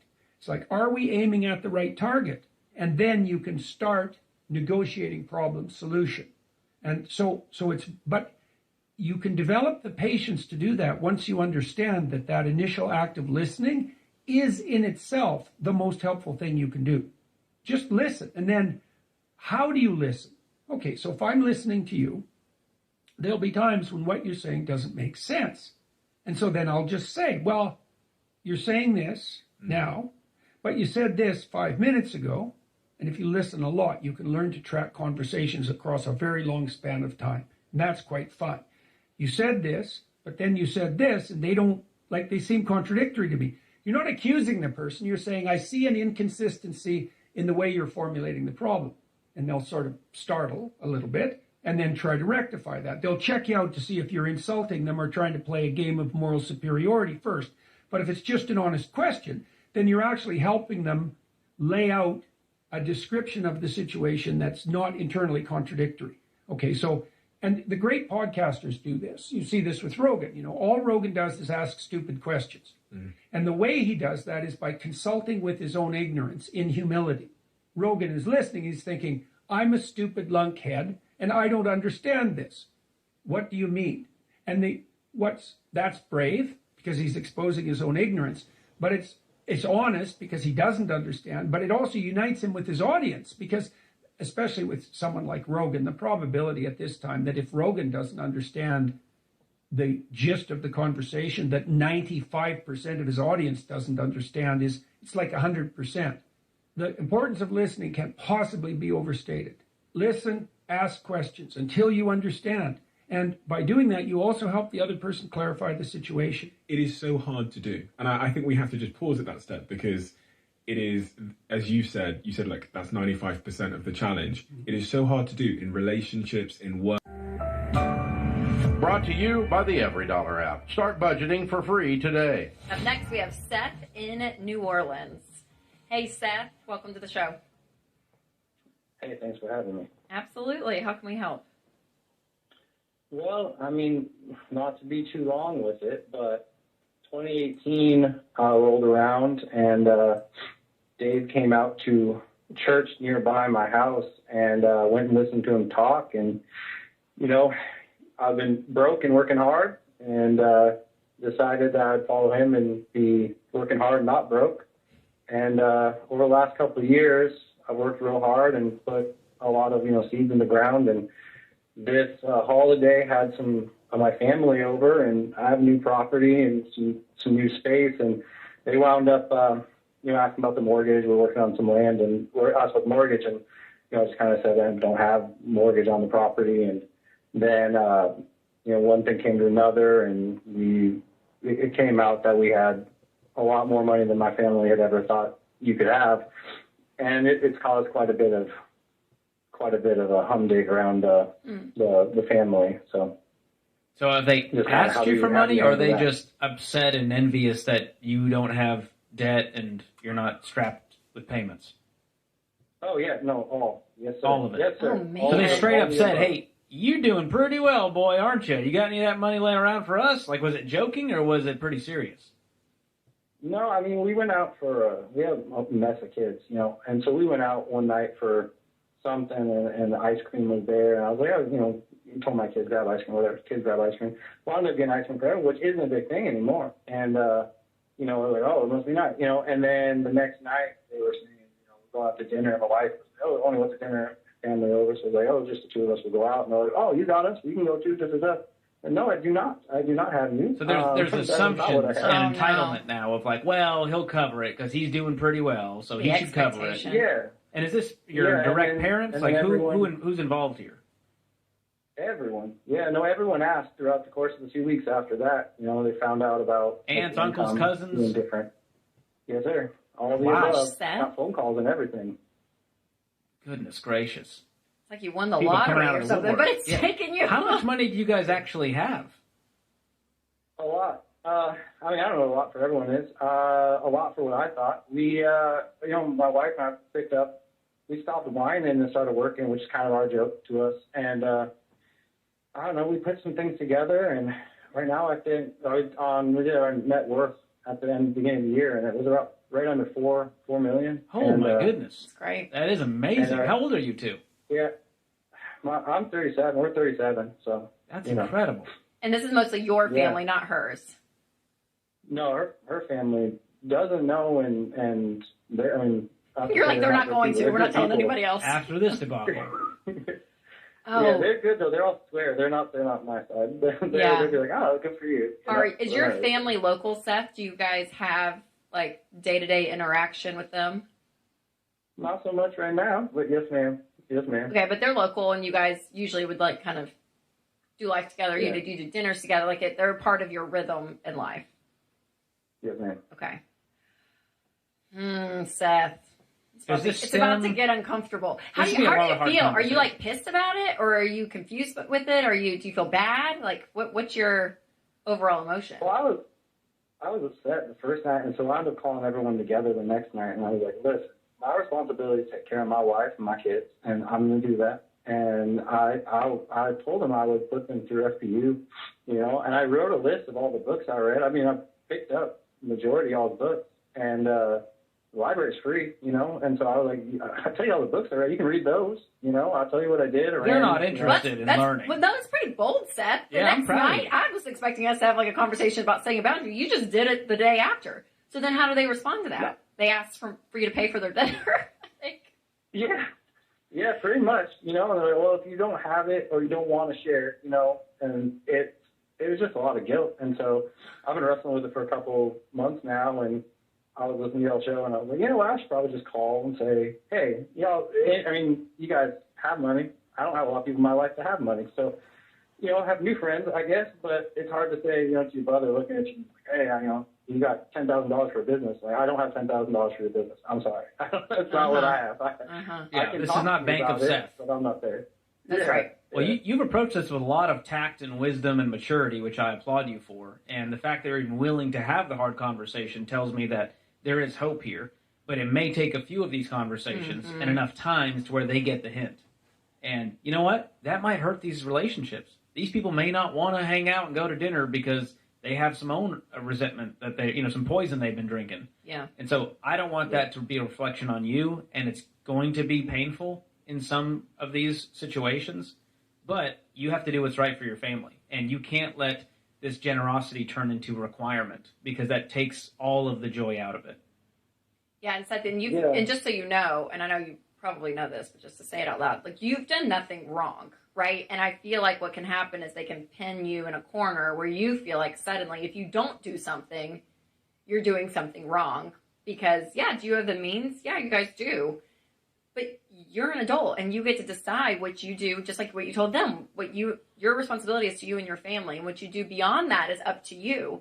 But by you existing with this money, that is not a wrong. You're not in the wrong. And I feel like sometimes you can feel like, oh my gosh, I'm the one that's done something that's not good or not okay. And so just remember that you haven't done anything wrong. And the truth is, and George said it, but it probably sadly will create a divide. And I wish that wasn't the case, but I feel like they've proven themselves. After you set a pretty strong boundary and were very honest and clear, they chose to overstep that boundary and asked you to pay for dinner that night. So I think you have to have a realization too, and you probably already have, but you and your wife stick together as a team and just realize, oh my gosh, sadly, they don't have the maturity to handle this part of your life that you brought them into, right? By sharing this information. And that's sad, because it may end up causing a divide and stronger boundaries that you're going to have to set. Yeah. No, I agree. The thing that I kept pushing for was And they could do it too, you know. And that's what was hard. My heart was. And I'm not trying to withhold from them. I'm trying to, you know, like I'll walk with you. I'll tell you exactly how I did it. I wrote it all down. You know, I'll keep my budgets in paper. You know, I can tell you how I did it. And yeah, there's a lot of luck and a lot of things, but you know, we could do it together. Like, I'll help you. You know, and they're just, no, I'm not interested in working. I mean, they used to make fun of me in the beginning when I said, oh yeah, I was going to follow Dave Ramsey plan. I was, no, don't do that. You know, that's not going to make you money. All right. He seems to like his wife and his life. I want to do that too, you know? That was my heart. I was like, they're not interested in learning. Entitlement runs far away from work. That's generally how it goes. And so I love the old quote. I think it's a Maya Angelou quote. When someone shows you who they are, believe them the first time. And if they show their character that this relationship is based on transactions and your forced generosity, then it's not a relationship. And they're choosing to opt out of that relationship if that's how they see you. And so the hardest part about all of this is you grappling with the emotions of that. It has nothing to do with them. Yeah. It's you feeling like, I'm not the bad guy here. Because they're going to gaslight you and go, man, you're evil. I can't believe that. You're so stingy after everything we did for you. Remember when you were 5 and I took you? There's going to be all kinds of things that bubble to the surface now. Yeah, that's what you pretty much nailed what my dad said. Yeah, 100% hit him right on the head. Dang. Yeah. Man. Yeah, it's an odd conversation. It's an odd place to be. But, you know, I don't know. I was thinking that maybe the best course would be, you know, bend the knee a little bit and just... Best course is, flee the country and change your name. But let's not do that, you know? Go into the witness. The right course is have the hard conversations as many times as you need to, and then you need to draw the line and say, listen, we've talked about this several times. This is where I stand on it. I love you guys. But our relationship can't be based on transactions. Yeah, and again, they're choosing this. Like, that you haven't done anything. You've just done the hard work for 5-6 years. Seth is a good man. I know, and this is what is being exposed in them. And you can't control them as much as your heart is so good and pure and wanting that. You can't, and I think it's going to continue to create that divide, and you're going to continue not to want to let them into your life, which is so sad with family. So, and they are right on the money, because I myself have experienced this with doing better and being in the military and doing 13 years in deployments. I've made some money mistakes, but I've also built myself up. And then I've been ridiculed. I've been shamed. I was everybody's personal family bank for like 20 years. I helped a lot of people. Their mentality for multiple family members is, you're doing better than the rest of us, whether it be 2 or 3 times better or 100 times better. We screwed up our life. We made piss poor choices. We don't have any tact or discipline or patience. We can't save money. We're living paycheck to paycheck. Now, we lost a job. We're hurting now. We have a problem with a house or some plumbing issue, roofing issue, whatever. You have more than us. Your family, your blood. We're related, and we did things for you when you were younger and you were a kid, and you're either a brother or you're a nephew or whatever. We were there for you when you were younger and all that. So now it's your time to pay it back. And so, don't argue with us. Give us what we ask for. Help us out. You're our hero if you do. And then as soon as you put a boundary down and say no more, the bank is cut off. My empathy tank is on absolute zero. Figure out and grow up and solve your own damn problems. Then you become the villainous enemy. And they call you names and spit on you and shame you. And after so long, you're like, I just don't care anymore. You learn that as you improve your own life and level up, you need to set boundaries with people. And you also start to see how people really think and feel about you.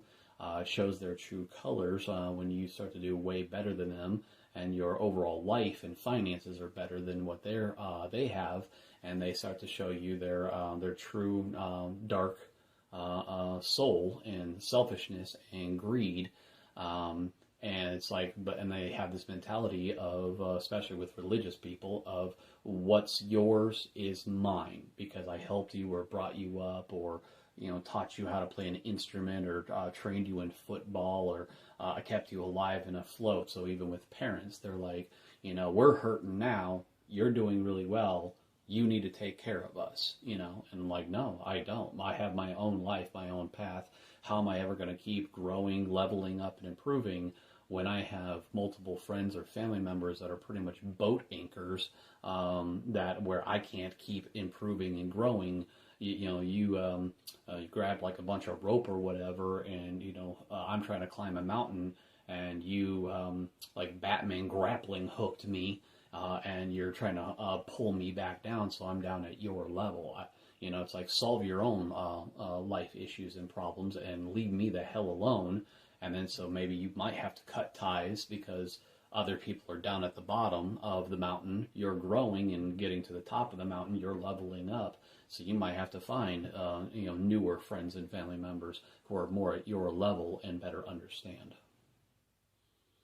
Let's go into the number one subject matter expert on narcissism a little bit. We let toxic people in so close. A lot of the work is the fine art of discernment. Everyone talks about wellness, wellness, wellness. Drink the right juice, drink the right tea, eat the right kale, do the right workout. I'm like, people, I get it, you do you. But can we bring that kind of discerning awareness to people? The leading expert on narcissists, clinical psychologist, and best-selling author, Dr. Ramani.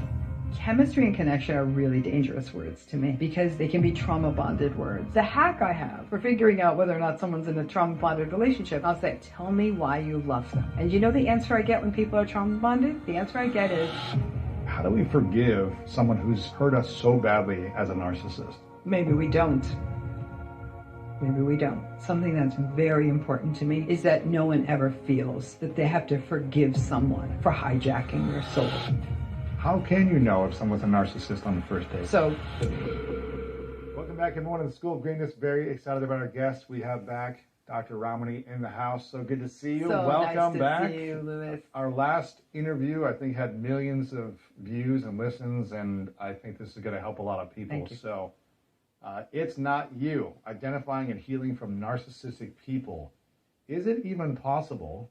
In your book, you uncover all these different ideas. Is it even possible to not only heal after narcissistic relationship or abuse that you've experienced in a narcissistic relationship, intimacy, but also to trust yourself again that you can choose someone who isn't a narcissist? 100% it's possible. I see love stories after narcissistic abuse for people all the time.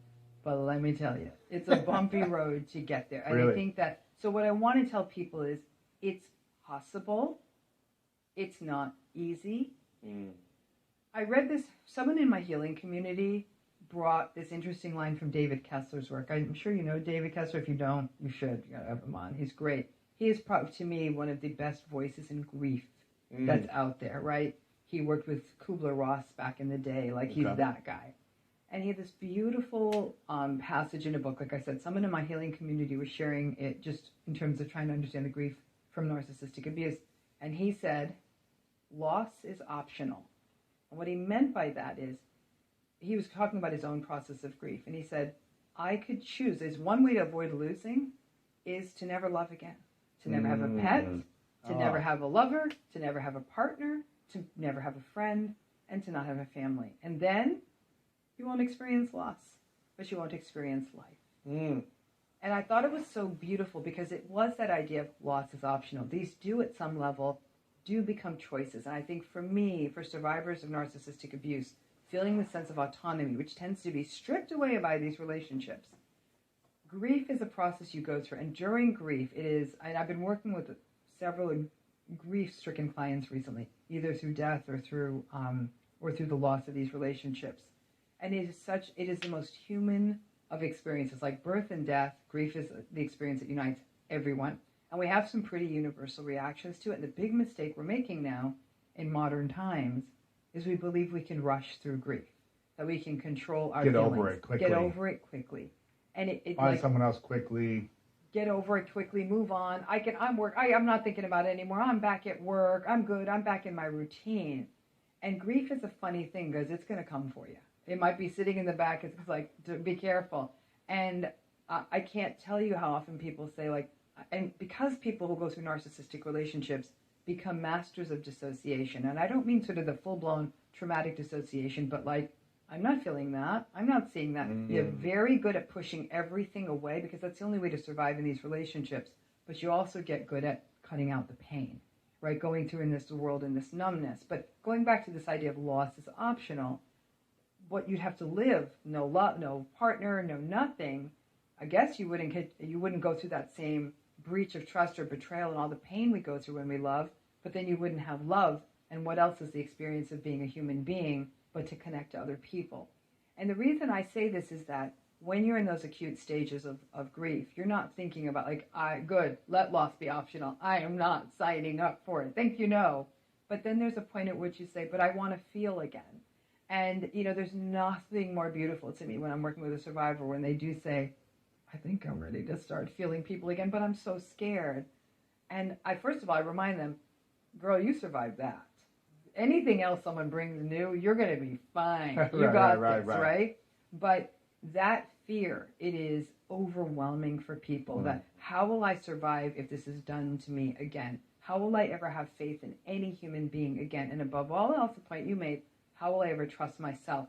And that loss of trust in the self is what really bums me out, because now these are people who are saying they're still having trouble making decisions, or I've got bad judgment. And so a lot of the work and a lot of what I talk about in It's Not You is the fine art of discernment. And my big point there, okay, everyone talks about wellness. Drink the right juice, drink the right tea, eat the right kale, do the right workout, do the right discern, pick well, wear the right workout clothes and cotton and all this. I'm like, people, I get it, you do you, but can we bring that kind of discerning awareness to people? We're not discerning when it comes to the people we let in our life. Oh, you're going to abuse me? Come on in. I'm like, you might as well smoke a pack of cigarettes at that point. Wow. You're so careful about what you eat. Stop doing that. Eat junk food for all I care. Just be careful about who you let in. Don't allow emotional abuse to come in. Exactly, and don't enable and don't keep making those excuses. Like, we let toxic people in so close and fast. Why is that so common for people to make excuses for their partner's bad behaviors consistently for how they treat them? Why do we allow that? Why do we excuse that? Why do we continue it? You love them. I mean, you love them. Do we love them, or is it a false sense of love? I think that then we get into a philosophical discussion. Is it chemical bonded? Is it Is it? You think you love them. Yes. Listen, if somebody behaves badly on a first date, they try to grab the waitresses, and they yell at you, and they scream at you, and they curse at you. You're like, okay. You're probably not going to be in a second date with them. Not going to be a second date, third date even. You probably won't put up with it once you get deeper into it. Why though? Why do we put up with bad behavior after 3, 6 months to 3 years, and then we stay in it when we wouldn't have been in that relationship early on if they did that? One, I'd almost say, is more cognitive and almost behavioral economic and sort of sunk cost fallacy stuff. I've already put in 3 months into this relationship. It's such I look at more dating profiles like, oh, I got to make this one work. It's like you don't want to return the thing to the store. I'm like, we make this one work. Okay, there's that. Okay, but that's very cognitive. That misses what I think is more powerful, which is the somatic, physical things that happen in us. Old scripts get evoked. If you were a child who made excuses for an invalidating parent, if you were a child who had to cater to the needs of a parent, all those accommodations in you, those start. Your intimacy brings that out, right? Because a parental relationship has its form of intimacy. It's a closeness. It's a attachment. So those old scripts start getting activated, and our natural tendency to fix, to rescue, to excuse, to justify in the name of attachment, all of that kicks in pretty quick. So by the 3 months in, especially if there's things you like, you're attracted to the person, they're smart, they're clever, you have fun, you've gone on a nice trip, you like the sex, all of those things, which at some level are kind of superficial, they keep someone in the game, right? So in order to keep attached to this person that you're feeling, that you're enjoying, some of us are really good at those trauma bonded justifications. There's people out there, frankly, Louis, who are actually good at 3 months out to say, this isn't healthy, and they can step away. They may not be as vulnerable to those internal accommodations made in family of origin. How do we become more what are the qualities of a discerning person? How do you know I have the skills, the tools, the emotional strength and courage to be discerning. What do those skills look like? What do those emotions look like? So I'm going to tell this. I'm going to go backwards on your answer here. I'm going to get to that sort of the nuts and bolts. I was recently talking with someone who said something so interesting to me. A lot of what her and I talk about is discernment, right? And she said, I become more discerning because I'm working with you and talking with you, but it means I'm slower. Like I deliberate on things, and I'm very aware of the trauma wounds that are brought up by big ticket decisions, right? In relationships. But everyone around her is like, what's going on? Like, why are you taking so long? Like, hurry up and make a decision. We like decisive people in our world. We view decisive people as together, as confident, right? So the discerning person can sometimes feel like a waffler, when in fact she's like, I really believe in somatic, physically held work. I really believe in that. I think that we feel things when they're right. However, that there's a wholeness, there's a sensation of wholeness, right? Discernment, number one, means slow the hell down. You have to go so don't have sex on the first night. Don't have sex. It's tempting as it is. I mean, go home, take care of yourself, but not with them. For no other reason. This is not a moralistic thing at all. It really is not. It is more of it muddies up the decision-making waters. Of course. It creates a different kind of an investment, and it even brings up for some people emotions such as shame, which also muddies the waters. Keep it clean. And then you want to stay with that person because you've already had sex with them. And you want to prove them wrong that you're not that person. So you see what I'm saying? All this stuff. Speaking about that, what is the biggest challenge that a woman may have sleeping with a guy on the first date? I'm not saying it couldn't work out and it could be a great relationship. There's plenty of people out there who are listening and saying, I'm married to someone for 20 years and I had sex with one night stand or whatever, turn into a marriage. Right. But what is the biggest, challenge that could come if a woman sleeps with a man on the first date? I think that the expectations shift immediately, right? So it's Matt Halsey, dear to both of us, talks about standards, right? And I love his work on standards, but it gets real tricky when we talk about narcissistic relationships. That's when him and I kind of we're sort of like this in this interesting dance, because none of that standard stuff works in a narcissistic relationship. I'm not saying that only a narcissist has sex with you on the first date. You might meet a really sweet person and you're a sweet person and two sweet people have sex on the first date, right? But what it's done though is, because ultimately, Lewis, the connective tissue of a long-term committed relationship is respect, compassion, safety, a growth orientation, attunement. Those are the things I come back to every time. That's it. That's safety in a relationship. And getting to that, ensuring that you almost have those active ingredients, because sex is such an emotionally laden space for people. Some of us have heard very moralistic, stigmatizing stuff about it. Many people have histories of sexual abuse or other sort of unwanted or coerced sexual experiences. That muddies the waters. It leaves both people sometimes even sort of confused. What is this about? What are we doing? Yeah. Right. What are we doing? Right. I do believe in a gendered frame, in a binary gendered frame. Women get more shamed and feel more shamed for that.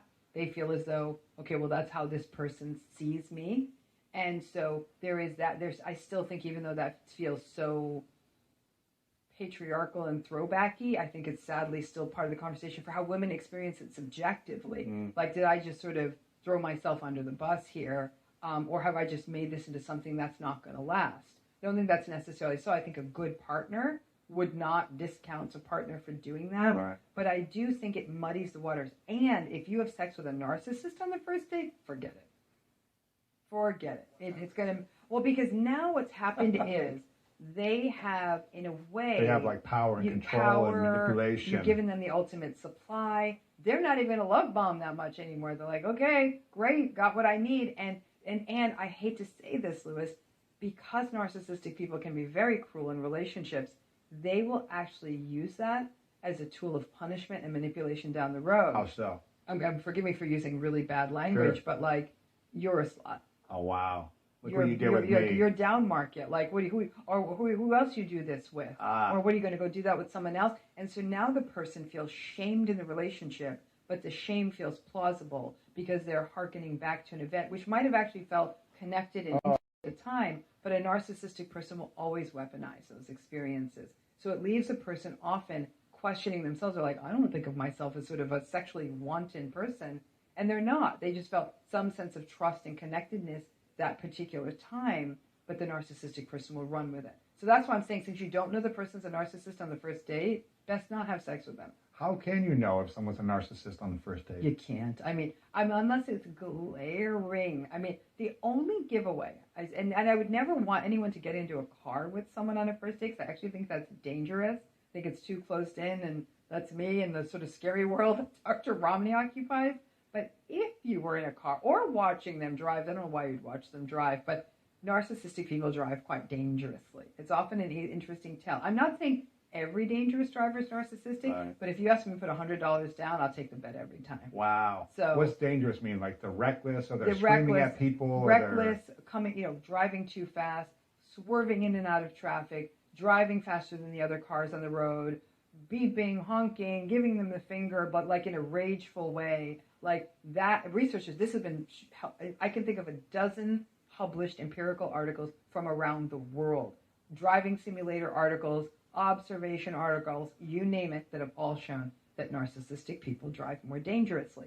So if you, let's say by date 3, you're in a car with them and they're doing that whole, I drove here, right? It took me an hour to drive here. And in that hour, I'm like, narcissist, they were cutting me off. And I actually never get into it when that happens, because if they are in fact narcissistic, I know they're going to be short fused and it could cause me more problems. So I cut them a wide berth. I'm going to get there when I get there. Right. That's often a tell. But other than something that glaring, I mean, sure, you could watch how they treat the person who valet parks the car, or the server in the restaurant, or the bartender. Or if they're really that unhinged and they're that disinhibited on the first date that they're rude to these folks, or inappropriate, intrusive, flirty. Yeah.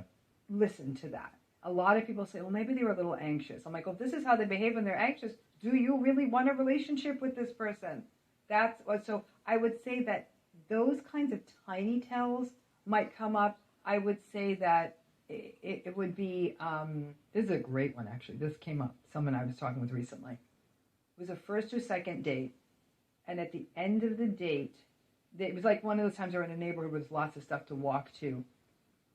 And the guy said, hey, you want to go out to this other place for another drink or whatever? And she said, and she had done the discernment work with me, and she said she said to me afterwards, I wasn't feeling it somatically, right? And she said, no, I've had such a great time, and but I'd love to see you again. And she said, I have to work early. And he got really cold and a little bit angry.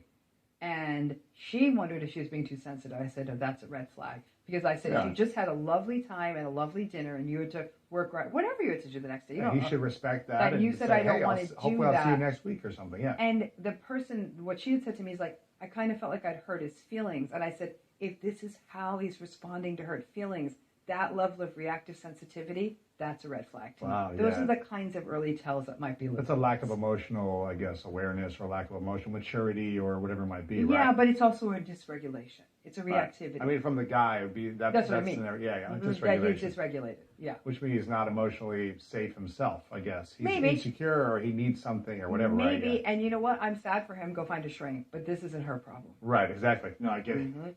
No, more of a sign for her that he's in that state. Correct. That's fascinating. Been wounded and expect the person to provide you medication, but you don't even tell them what disease you have, we are then going to punish them for everything they do. Oh my gosh, that's the worst feeling. Unfortunately, you go in expecting them to be the healer or the doctor to a wound that you didn't create, but you don't even tell them of your diagnosis. And as a result, it's destined for failure. I think you gotta have a dream. The School of Greatness. Yeah. Please welcome Lewis House. Welcome back, everyone, to the School of Greatness. Very excited about our guest. We have the inspiring Saadia Khan in the house, who is an incredible online coach, therapist, psychologist, and someone who's really been taking off lately online with your relationship expertise, with your content. And I'm so excited that you're here. So thank you for being here all the way from Dubai. Yes, so specifically for this. So thank you so much for having me. I really appreciate it. We're excited. I saw a stat online recently that said 75% of relationships fail within right after the first year. Right.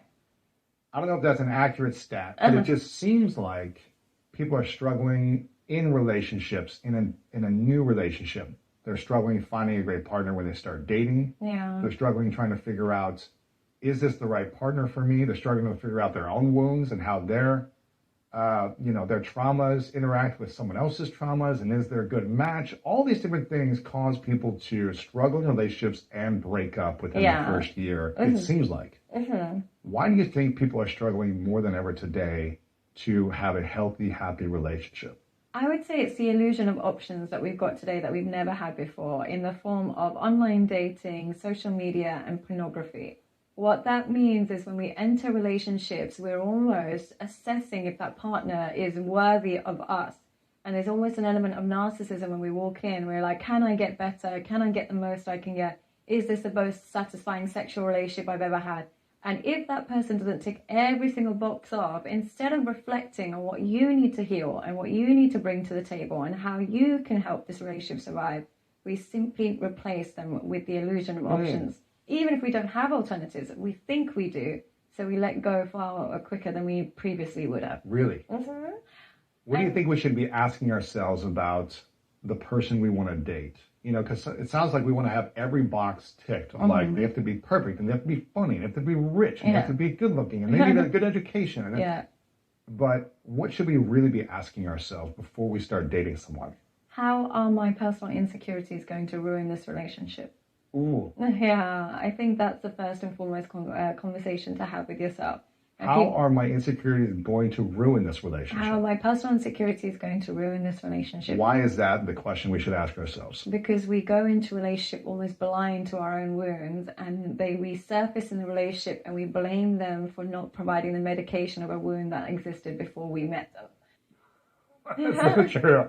Wow. Yeah, so what I mean by that is, say, for example, you grew up financially insecure and you meet a partner who's actually really nice to you, but he might not be able to soothe all your financial insecurities. You immediately think he's not good enough. Or you go into a relationship being addicted to pornography, and then you meet a woman who's actually just at your right level, but you're so used to a hypersexualized, promiscuous woman that you find her boring. Or you go into a relationship not being able to communicate, and then you meet somebody else who's not also communicating, and you don't voice your concerns. So I would say, ask yourself, how are your insecurities going to ruin this relationship? And how do I create a buffer so that doesn't occur? So when we're aware, because a lot of us, we go into a relationship not thinking we have insecurities or that we're broken. Yeah. We're just like, well, the previous relationship didn't work because of them. Yeah. It's their fault, or they did this, but really it always comes back to us. We chose something, we didn't see something early on, we let something slide, we didn't create a boundary, we abandoned ourselves, we didn't communicate consciously, whatever it is. Yeah. We let things slide too often, but we don't take a look, unless for me, there's enough pain to say, okay, here's all the stuff I don't like about me. Yeah. Here's all my insecurities, all my baggage, all my trauma, all my challenges. The reason why I keep causing pain in relationship. Why it doesn't keep working is because of me. Yeah. Whoever the person is, right? Yeah. You're the common denominator. You're the common denominator. Yeah. So once we take inventory of our personal insecurities, how can we then create a buffer going into a relationship so we don't self-sabotage? We make sure that we are trying to heal those wounds without expecting that person to break their back to help us heal. So what I mean by that is, if I know I have an issue with jealousy, I'm trying to work on it, but at the same time, the person doesn't have to break their back to make sure I feel soothed okay. I pick consciously, I pick really well because I know that's a wound of mine, but I also learn to embrace and trust the process. Now, when you go in wounded and expect the person to provide you medication, but you don't even tell them what disease you have, we are then going to punish them for everything they do. Oh my gosh, that's the worst feeling. Honestly, and I've done it many times. Yeah, You've done it in relationships. Yeah, of course. I've had that experience myself in relationships. It's not fun. Unfortunately, you go in expecting them to be the healer or the doctor to a wound that you didn't create, but you don't even tell them of your diagnosis. And as a result, it's destined for failure. And they're not the expert at healing that wound. And they didn't cause it. And they didn't cause it. They didn't cause it. Why do so... What I would add to that is pretty much I have seen it many, many times of people who, let's say, they only believe in themselves like 10 or 20%.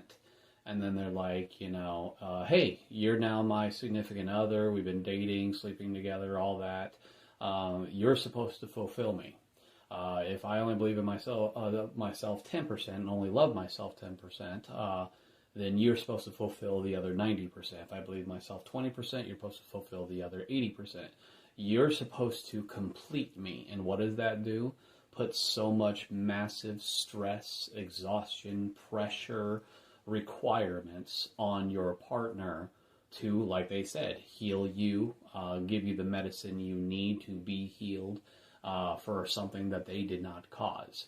So if past bad relationships hurt you and affected you, and you're not taking accountability and really looking at yourself and healing your own wounds, dealing with, overcoming, and conquering your own problems and mental, emotional, psychological issues, and then you're putting all that stress and pressure on your next partner who might be the perfect match for you, all because you expect them to understand you, read your mind, know what your problem is, how to fix it, how to heal it, and just give you whatever you need, even though it's a problem that they did not create. So I understand exactly what they're talking about. You will never get closure from a narcissist. Hello, I'm Matthew Hussey. If you're new to the channel, welcome. Today I want to talk about the subject of narcissism and why dealing with a narcissist can be so unbelievably unrewarding.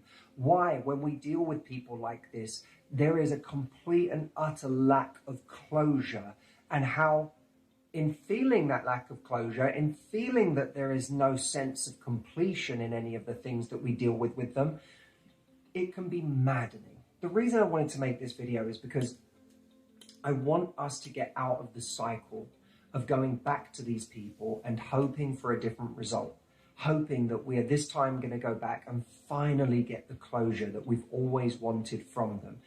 I hope that I can make this video in some ways so dismal, so bleak in its outlook when it comes to the outcomes of these situations, that you will simply resolve to get out of them instead of trying to fix them. There's a moment in Oliver Burkeman's book, I wish I could figure out who said it, but he was talking about someone who said, my job is not to get people to lighten the load. It's to make the load so heavy that they simply put it down. And that's what I'd like to do with this video. Why can you never expect to get closure from a narcissist? Number one, they will never take accountability. This is one of the most maddening things about dealing with a person like this, is that the idea of getting a genuine, I'm sorry, I did that, that was my fault, is a fantasy.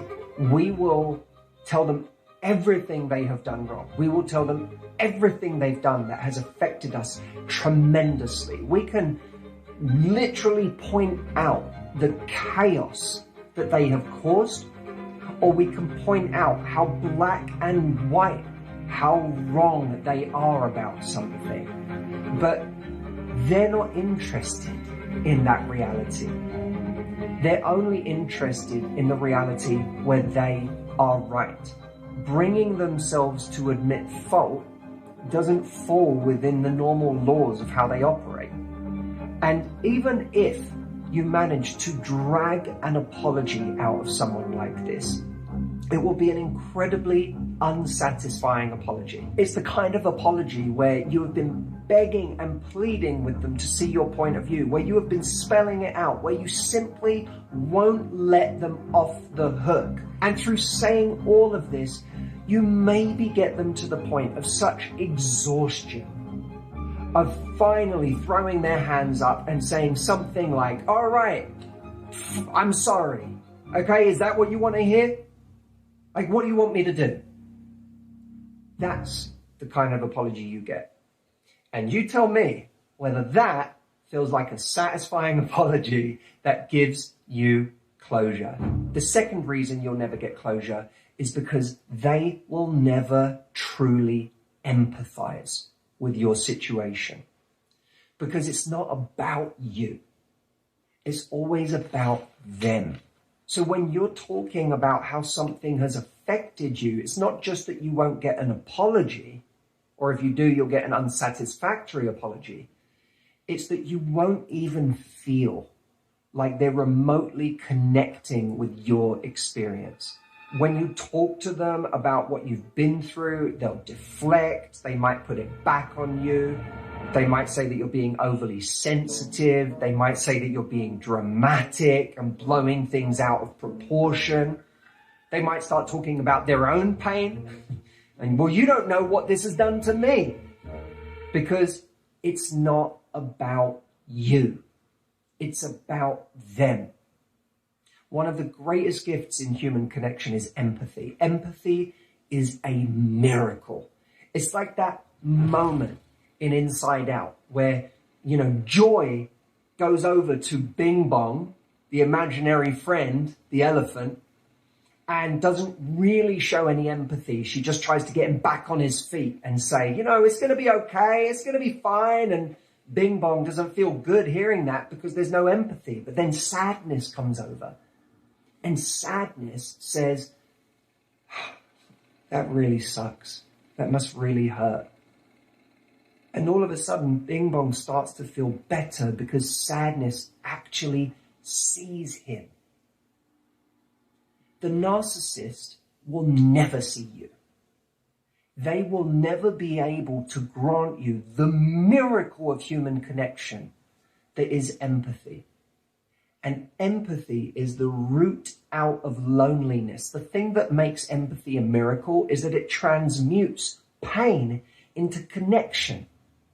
It turns it into community. It makes us feel like we're no longer alone, which exactly explains why being with the narcissist in any kind of an intimate relationship leaves you feeling so alone.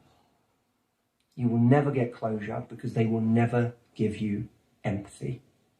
Now, the third reason that you'll never get closure particularly applies to the more malignant types, the more antagonistic narcissists. But that is that by standing up to them, we're just giving them more of what they want. We might have this fantasy of one day standing up to someone and finally telling them how we feel, and that's going to be so rewarding. And that maybe we'll stop them in their tracks when we finally stand up to them. But the truth is, in many cases, by standing up to them, we're just giving them the thing that they want, which is our engagement. They want you to engage. They're hoping that you will engage. That's why people like this will often say anything they can to bait you.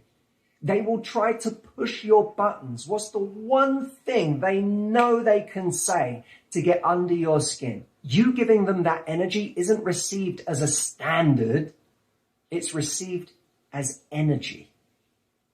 And I want you to connect to that point that what you may be speaking as a standard, what they're experiencing is energy. And they're going to do whatever they can to get more of your energy, because as long as they've got your energy, they've still got you. As long as they can get a reaction out of you, it's like they're still controlling you. Right? This is about control. If I know I can say something and that's going to get under your skin and that's going to make you shout, I own you. I've got you. So we have to be very careful about what we think of as standing up to them, because standing up to them doesn't work. It only gives them more of what they want. If you follow my dear friend Dr. Ramani's work, you will hear her say over and over again, do not engage. Very powerful phrase. Do not engage, because when we engage, we give them the power they are looking for, because that's what they're looking for, control and power. If I can get a reaction out of you, I've got power over you. If I can say something mean and get a rise out of you, I own you. I control you. We cannot give them that power. What do they say about colds and fevers? Feed a cold, starve a fever. Feed a friend, starve a narcissist. The fourth reason you'll never get closure is because you will never teach them a lesson. I have to stand up to this person. Someone's got to teach them a lesson. There is no teaching a person like this a lesson. They're not operating in a world where they're trying to learn a lesson. Like, we're applying our set of laws about how we live to someone who does not operate by those laws. We might think to ourselves, I like going through life learning lessons, or maybe I don't like it, but when I learn a lesson, well, there it is, a lesson. I did something wrong, someone called me out on it, I think, wow, I really learned my lesson there. I gossiped about someone, it got back to them, and it hurt their feelings, and I'm like, oh God, I don't want to do that again. Oh, a lesson, I don't want to do that again. We learn lessons because we're the kinds of people who learn lessons. But with a narcissist, you're dealing with someone who's not trying to learn lessons. One of the signature features of many narcissists is incompetence. Why?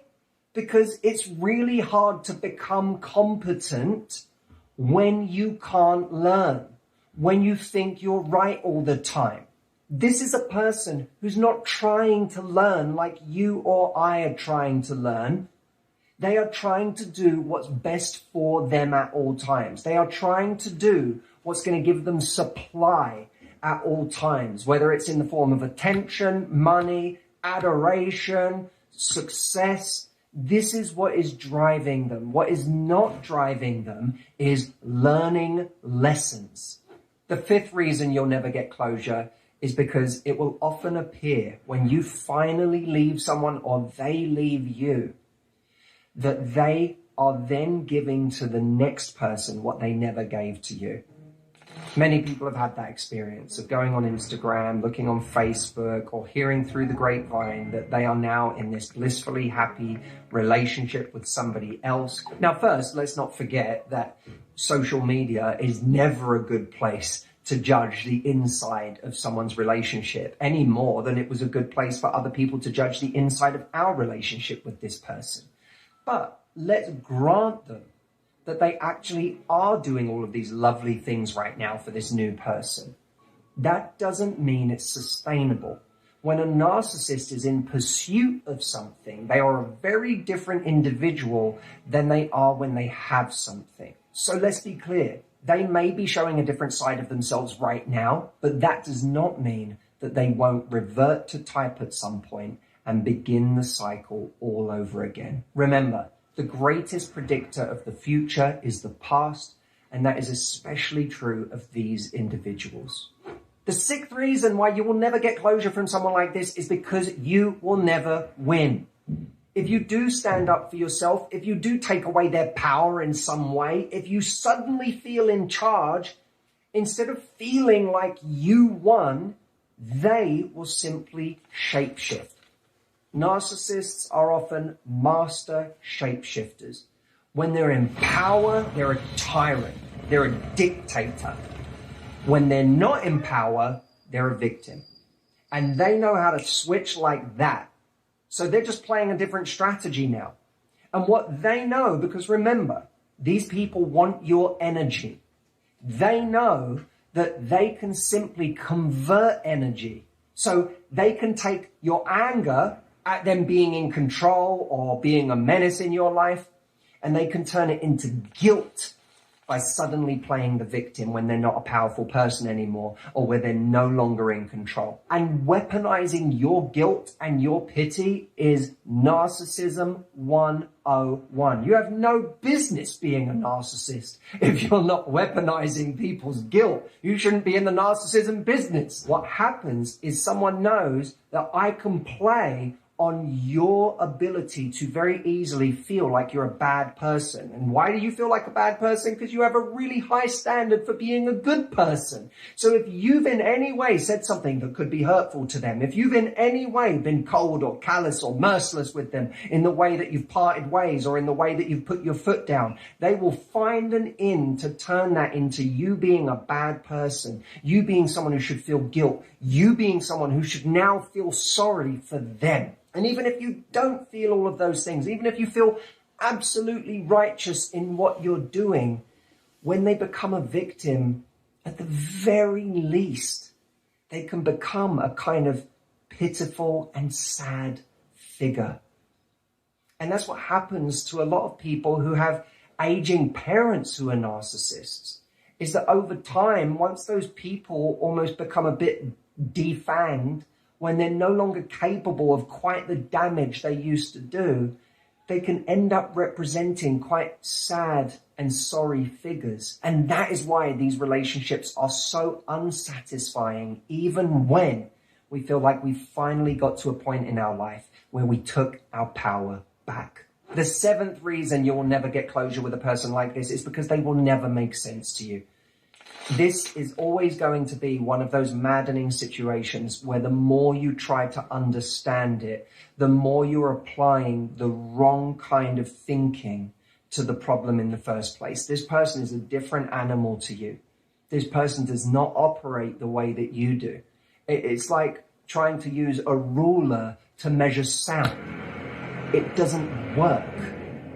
We will never fully understand these people. They will never fully make sense to us because they do not operate the way that we do. And the sooner we understand that, the sooner we can give ourselves the freedom to not have to understand it, to simply accept that they operate in the way that they do. And that is not the kind of person that we can engage with in our life. And by the way, when we disengage from people like this, when we walk away from people like this, and I know you can't always walk away, there are situations where we have to continue to engage on some level, but when we do, we will still feel a sense of injustice that after all the pain someone has caused us, after all the damage they've done, after the utter lack of acknowledgement of all of those things, we're the one that has to be the bigger person. We're the one that has to radically accept the situation. We're the one who has to grow. We're the one who has to be higher frequency and not fight with them, but simply disengage or walk away or make peace with it. That can feel like the ultimate kick in the teeth. Is that my reward for all of your bad behavior is that I have to grow? I have to be the bigger person and that you get to never grow?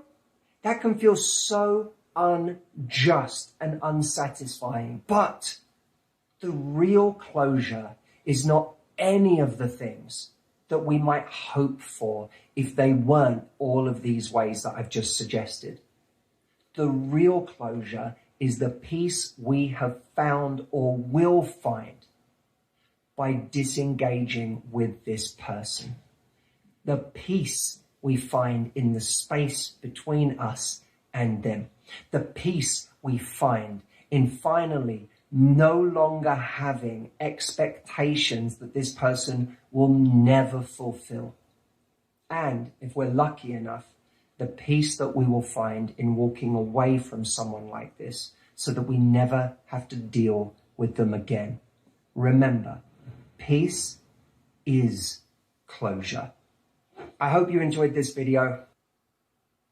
Welcome back to my YouTube channel. I think that most of you guys are really going to enjoy this episode. I'm really excited for it. This is a topic that, looking back, I have not really talked about this subject in a while. I feel like the last time I was talking about it was in 2020, maybe 2021. But this video popped up on my feed that took me back, and it made me realize that a lot of women, they don't realize that men have left the friend zone. Most men, especially for you guys that have been out in the dating world for some time or that have had relationships, you already know this. You know the signs to look out for. You know the signs that a woman is friend zoning you. You're not putting in endless effort into a woman that does not reciprocate anything back. And bottom line is that you guys are pretty much just too smart for it. Men are fully aware of many women's ways because women have told on themselves and they continue to tell on themselves, especially on social media. What this looks like is women talking very badly about men.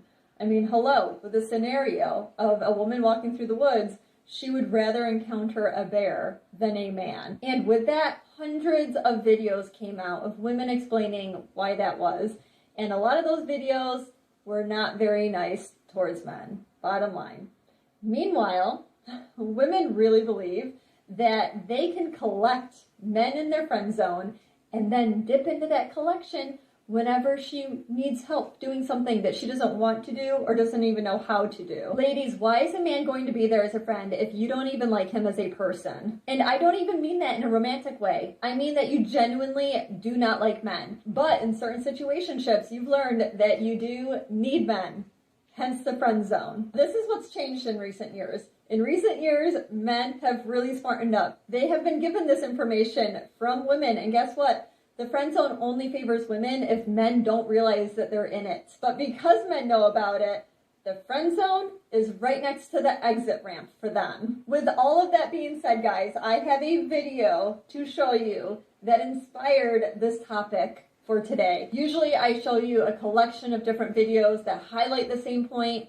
Today, this one highlights all of it, that I don't need to have any additional videos. This video went viral, and I don't think she expected it to go viral for the reason that it did. Before I say any more, let's watch the video. So I just found out that I'm not hot, and this was based on a really humbling experience where I'm trying to get 4 men together to help me move a really heavy object from point A to point B. Not a far point A to point B either, and I can't do it. It can't be done. I'm in hell. I've tried for days, texting every man I know. Can you please come help me move this heavy thing? It's a piece of granite, by the way. I think we can use that as a gauge. Number 1, can you get a group of men to help you move a heavy object from point A to point B? Number 2, how far can you get them to move it? Because what I need is a piece of granite moved about 15 feet. Cannot gather 4 men to do that. Oh, I can't. I'm going to be hungover that day. Oh, I can't. Football is on. When? Number 1, they don't make men like they used to, because how come nobody wants to be helpful? Little helpless old me? You want me to pick up the granite slab? Why? You're not being helpful. Number 2, I need to level up.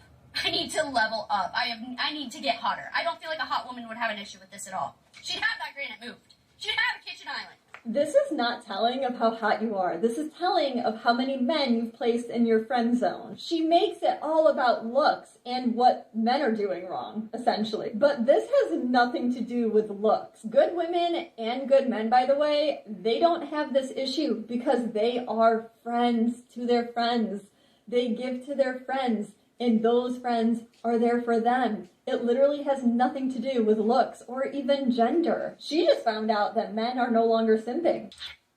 And honestly, this message, it conflicts, right? You can't 1 minute be a strong, independent woman and then the next be referring to yourself as little old me. The bottom line is that a man would move that granite slab to the end of the earth for the right woman. And the right kind of woman is not going to have these sort of expectations for a man that she barely has a relationship with. Honestly, a good woman, no matter what she looks like, she's not going to run into this problem. Most likely, she has good men in her life, whether it's family or friends, true friends, not men that she's friend zoned, or the man that she's in a relationship with, and then that man has his friends come over and help. But even in the more rare occurrence that maybe she has men in her life that aren't physically able to do something like that, or maybe she's new to an area and she hasn't established herself, guess what? That woman is not going to try to utilize men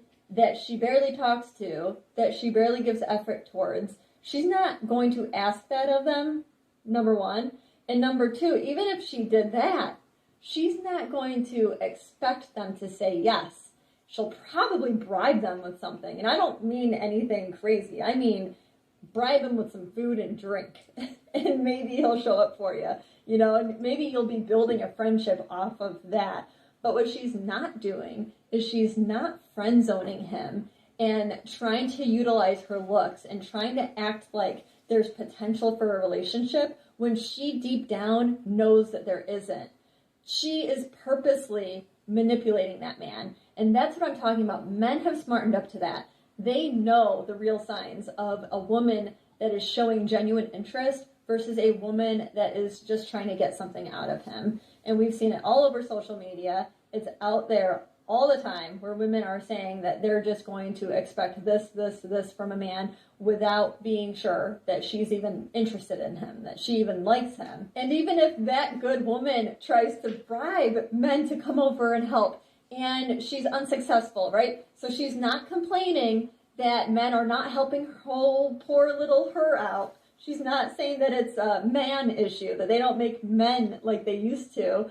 She is just saying, okay, she's accepting it. And then guess what? She's hiring a moving company. She's paying somebody to do the work because it is actual work. And you shouldn't just expect something without giving anything else in return. Because, ladies, it is actual work to move a heavy piece of granite. Like, that's actual work. You could injure your back. You are putting in effort. You're putting in time. There's other things that he could do with his time, right? He could be doing something to make money. He could be relaxing on his day off. He could be putting in effort towards a woman that will actually reciprocate, a woman that he's interested in and that is interested back in him. And another thing is that if you're reaching out to good men that have some sort of relationship going on, if you are not in a relationship or have put an effort towards meeting his other half, that's a problem, right? Like, you can't ask for effort from him if you're not even involving yourself in meeting her and what is going on in his life. That's just a little fishy, right? Like, if you were the woman on the other end of that, I think you would be suspicious of that. And trust me, that man, he's definitely not going to risk having a conflict with a woman that does like him, that does love him, in order to help you out. What? Because you think that you're prettier, or you think that you're pretty enough, that, like, he's going to throw everything else aside? Like, that's not how it works, especially with good men. And these are the men that are going to be helping you, right? Like, the guy that doesn't care about you, he's just not going to even consider that. He's just going to say no. Let me know, guys, if you've run into this.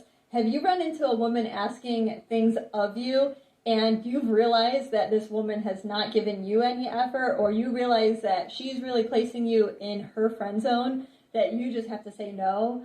Tell me about it in the comments. I think that'll be super interesting to hear about. This person's Emily W. King. She's on YouTube and Facebook. I really like her videos.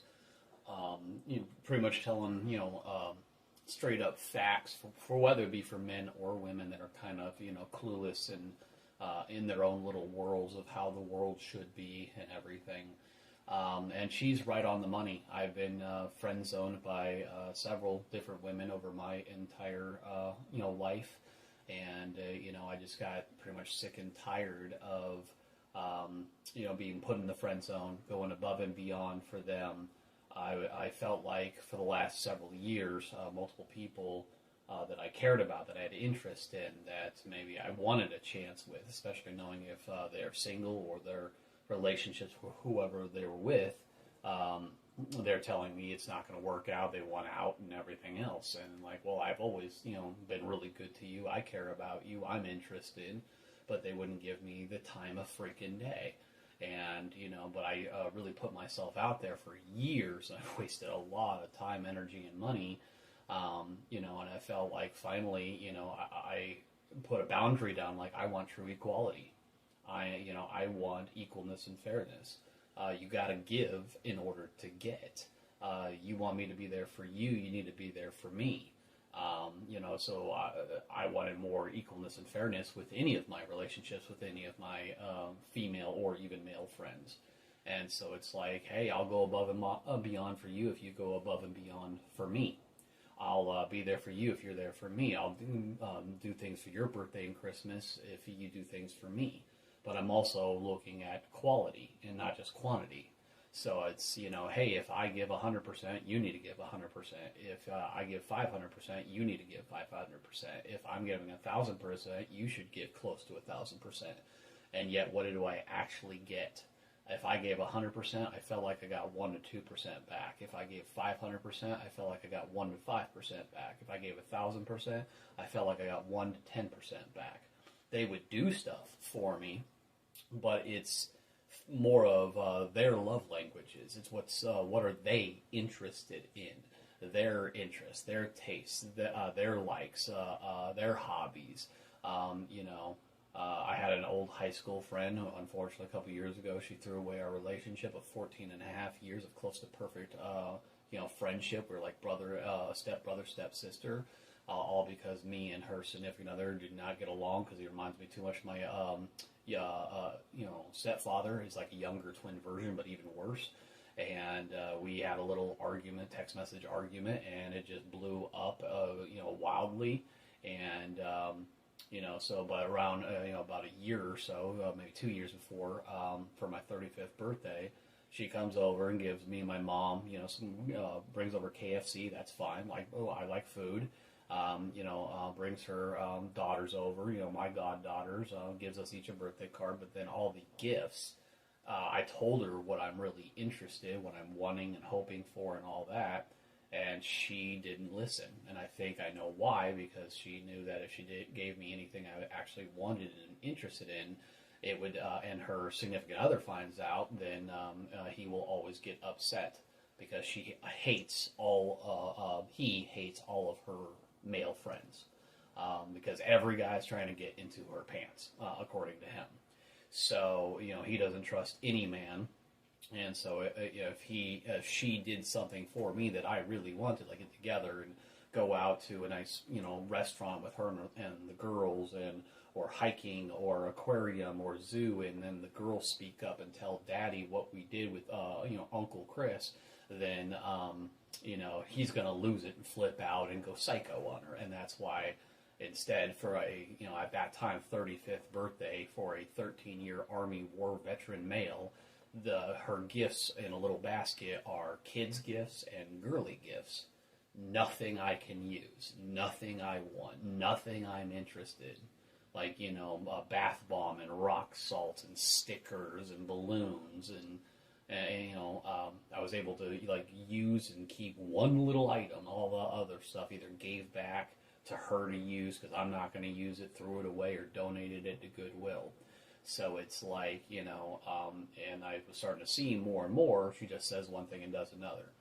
She asked me, I ask them what, do they want, what are their likes, what are their interests, or what are their tastes, what are their dislikes, are they allergic to anything, what are they really interested in right now, what are their hobbies for her and the girls.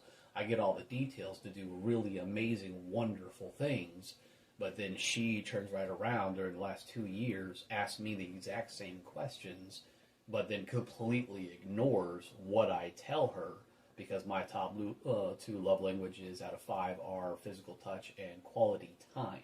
I don't really care about physical freaking gifts. I care about let's get together and have a good meal and create good memories that her, me, and the girls, and we can take pictures and create good memories, so that we live a truly fulfilling life. And yet we couldn't do that.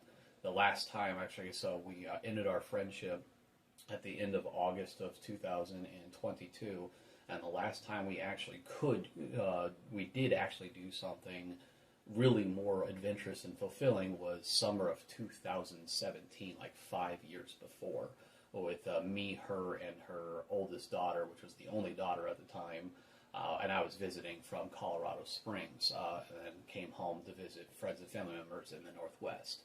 And so, but after that one time, and I think she got yelled and screamed at because it has to be her partner's his way or the highway.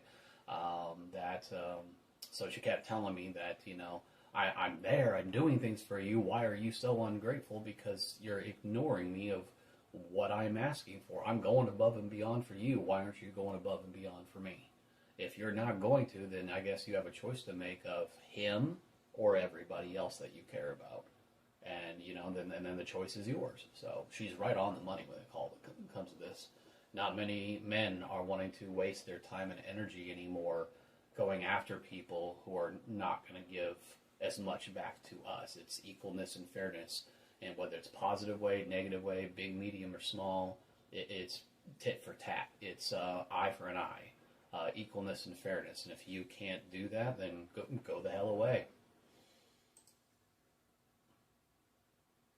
This actually implements Pearl does showing off not only her stuff, I like what she talks about and everything from the woman's perspective, on men and on women and all that, but she also now is going to show Caleb Hammer from Financial Audit, one of my favorite financial, I'm really big into financial literacy, kept keep bettering on my personal finances more and more and more.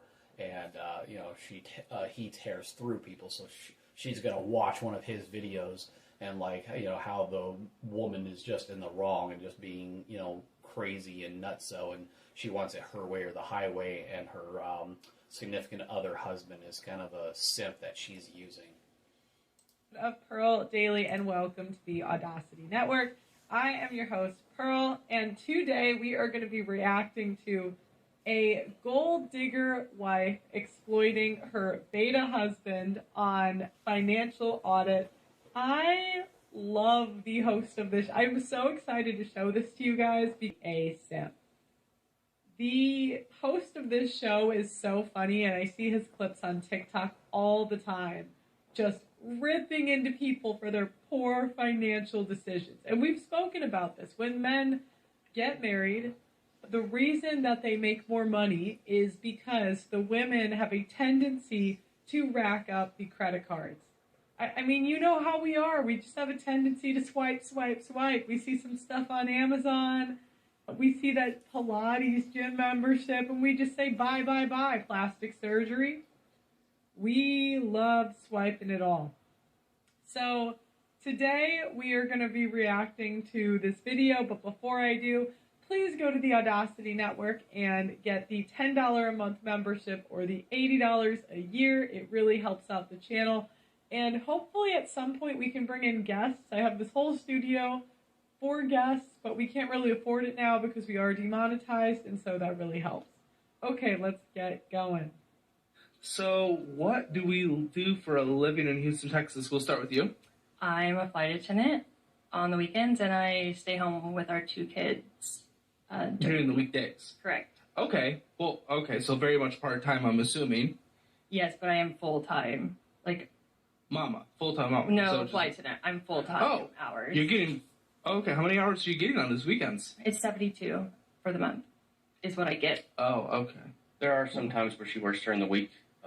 Yeah. So, how much are we making from this? Because your payroll is practically nothing. I make 54 an hour, but I'm averaging, my months are 50 to 70 a month. Hours? Yes. Oh, okay. What hits your bank on an average month from your pay? 3,000. Okay, well, that was not reflected in this last month. We had 600. What was different? It should be more than 600. Didn't work as much this month. I mean, yeah. People not flying? I mean, no. I don't think I work much. I don't work that much in the summer. It's kind of a choice. Isn't that when people travel? You see how this goes. She's bending reality, right? She's saying, well, I make this much. And the husband's looking at her, no, you don't. The other guy here saying, no, you don't. Yes, but that's because the kids are home more because there's no school. How old are the kids? We have kids. Yes. How old are kids? 2 and 4. 2 and 4. Okay. Yes. Well, why less in the summer? I just don't think I work much in the summer. Yeah. Why? Because she likes to take off. Okay, but our spending seems to be maintained. Yes. How much you guys think you spent in this last month? When really only his income came in. How much you guys think you spent in this last month? 12,000. I'd say probably around there. Pretty damn close, 11,764, but only 8,677 came in from your paycheck. So how are we maintaining the same level of spending if we're not working? I'm confused. We're just taking time off, but we're continuing the same level of spending? That doesn't make any sense. We started dipping into our emergency fund towards the end of the month. For what? To cover some purchases that pop up. A lot of purchases that pop up, i.e. what gave you that tan, i.e. going on vacation. Yeah, that's an emergency. We take from an emergency fund to go to... I don't know if you guys, anyone knows this guy in the chat. I want to get him on my show. He's so funny. Blends and stuff? But that's what I start doing. When the women on my show in London would start saying they couldn't afford London, I would look at them and I would think, looking at her, okay, that looks like fake hair. So that's $300 a month, or $300 if those are clip-ins. Those look like sew-ins. So that probably costs, I don't know off the top of my head, but probably over $1,000 if they're good, if the extensions are good. And to keep in, I know you have to do it every 6 weeks. You have to pull them up. It depends on how, but that could easily be a couple $1,000 a year.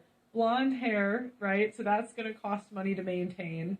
maybe lip filler, definitely Botox. It's an emergency. No, that was planned out prior to a lot of the last minute knickknacks or impulse spending that happened. Emergencies. That'll be pulled out of our emergency I think I savings. brought more in, like in August. Oh, you don't have it? Is there a secret account we don't have? No, I don't know why you don't have it. Unless I don't really remember why it didn't work very much. But it just seems off. The number seems off. That's what hit. That's at least what hit. Okay, what do you do for a living? So I work in the oil and gas industry. Oh. Yes. He's a Texan. Okay. Oh. Cool. What do you make? Right around 120. Wow, that's great. Okay, so that's help sustaining. We live in Houston, definitely energy town. Okay, what is your position? I'm a kind of a drilling fluids specialist tech. I work in-house for one of the major offshore companies. So do you get down and dirty? I worked offshore for 10 years. Yeah. And since we had kids, moved back, working in the office now. Okay, how long have you guys been married? We just celebrated 6 years. Oh, very nice. Okay, so a little different than most married couples on the show. One, you've been married a little longer. Yeah, a lot of people are kind of newlyweds on the show. And two, your guys' kids were within your marriage, which is maybe the first time that's ever happened. Wow, what a sign of the times. What a sign of the times. On this show. Not that either way is bad or good. I don't give a... But it's interesting. It shows that, maybe you are a bit more planned. And the weird thing here is there is retirement here. That's the weird thing. But then there is so much that does not correlate with a couple that plans, especially if we're taking for an emergency fund for knick-knack. And one of you has a secret that the other doesn't know, and I don't know what the secret is, or who has it, but one of you wants to tell it. And what is it? Who has the secret? Who's the little secreter? You're the secreter? Yeah. What's your little secret? I mean, I just pulled from made another loan to cover a credit card so we could go on our trip. Oh my. Okay. Okay. And I didn't tell him. What do you mean? Wait, why doesn't he get to know that? Why are we doing that without his knowledge? Oh. So this is the challenge we get into, right? The challenge is when women get used to going on trips in their 20s, when you're making $45,000, $60K a year, you have roommates, or maybe you're in a one-bedroom apartment in the city, you can afford to do that. The challenge is when you have a family, how many women are willing to say, no, I'm not going to go on these trips anymore? Can we go down in lifestyle to have a family? Many won't do it. But you're pulling from an emergency fund. Not that that's even better, but actually, no, you said the trip was pre-planned. I was going to tell him. What would you, guys, put in the chat what you'd rate her 1 to 10? I'd say maybe now she's a 6, 7, but back in the day, I bet she was an 8, 9. Or I bet she was pretty... Say about a 7. We're in America. 7, she's a 7, 8 here. I don't know where you guys are watching, but the competition is slim, let me tell you. She's but hot. Regardless, that's the challenge.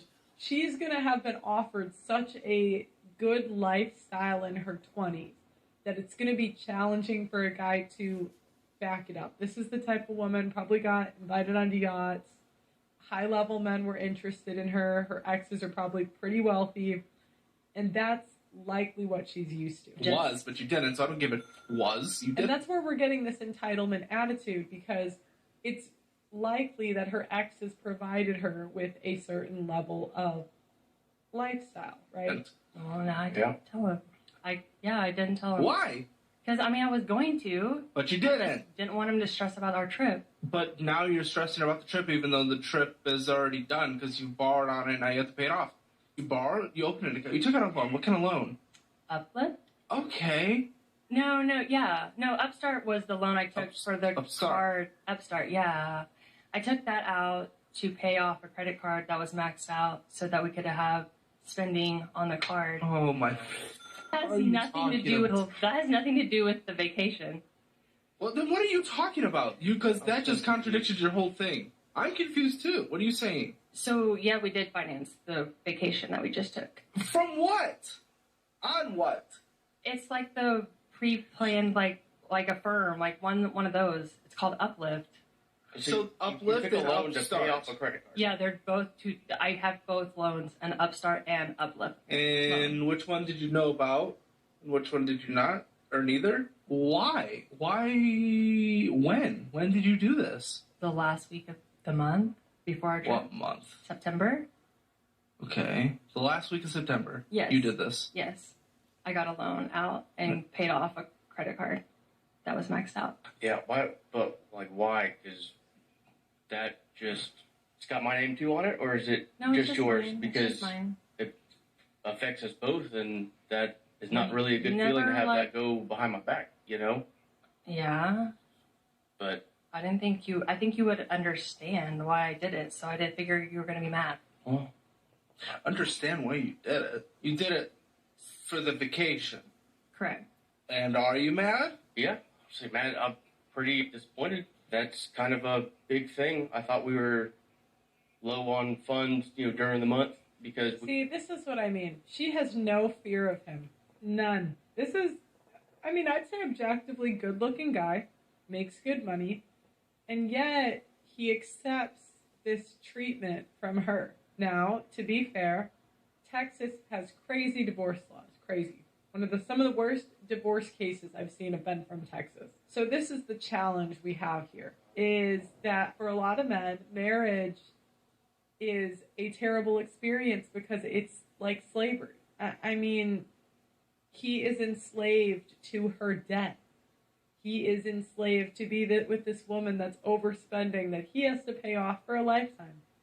And if she leaves, he is enslaved to child support for the next 15 years.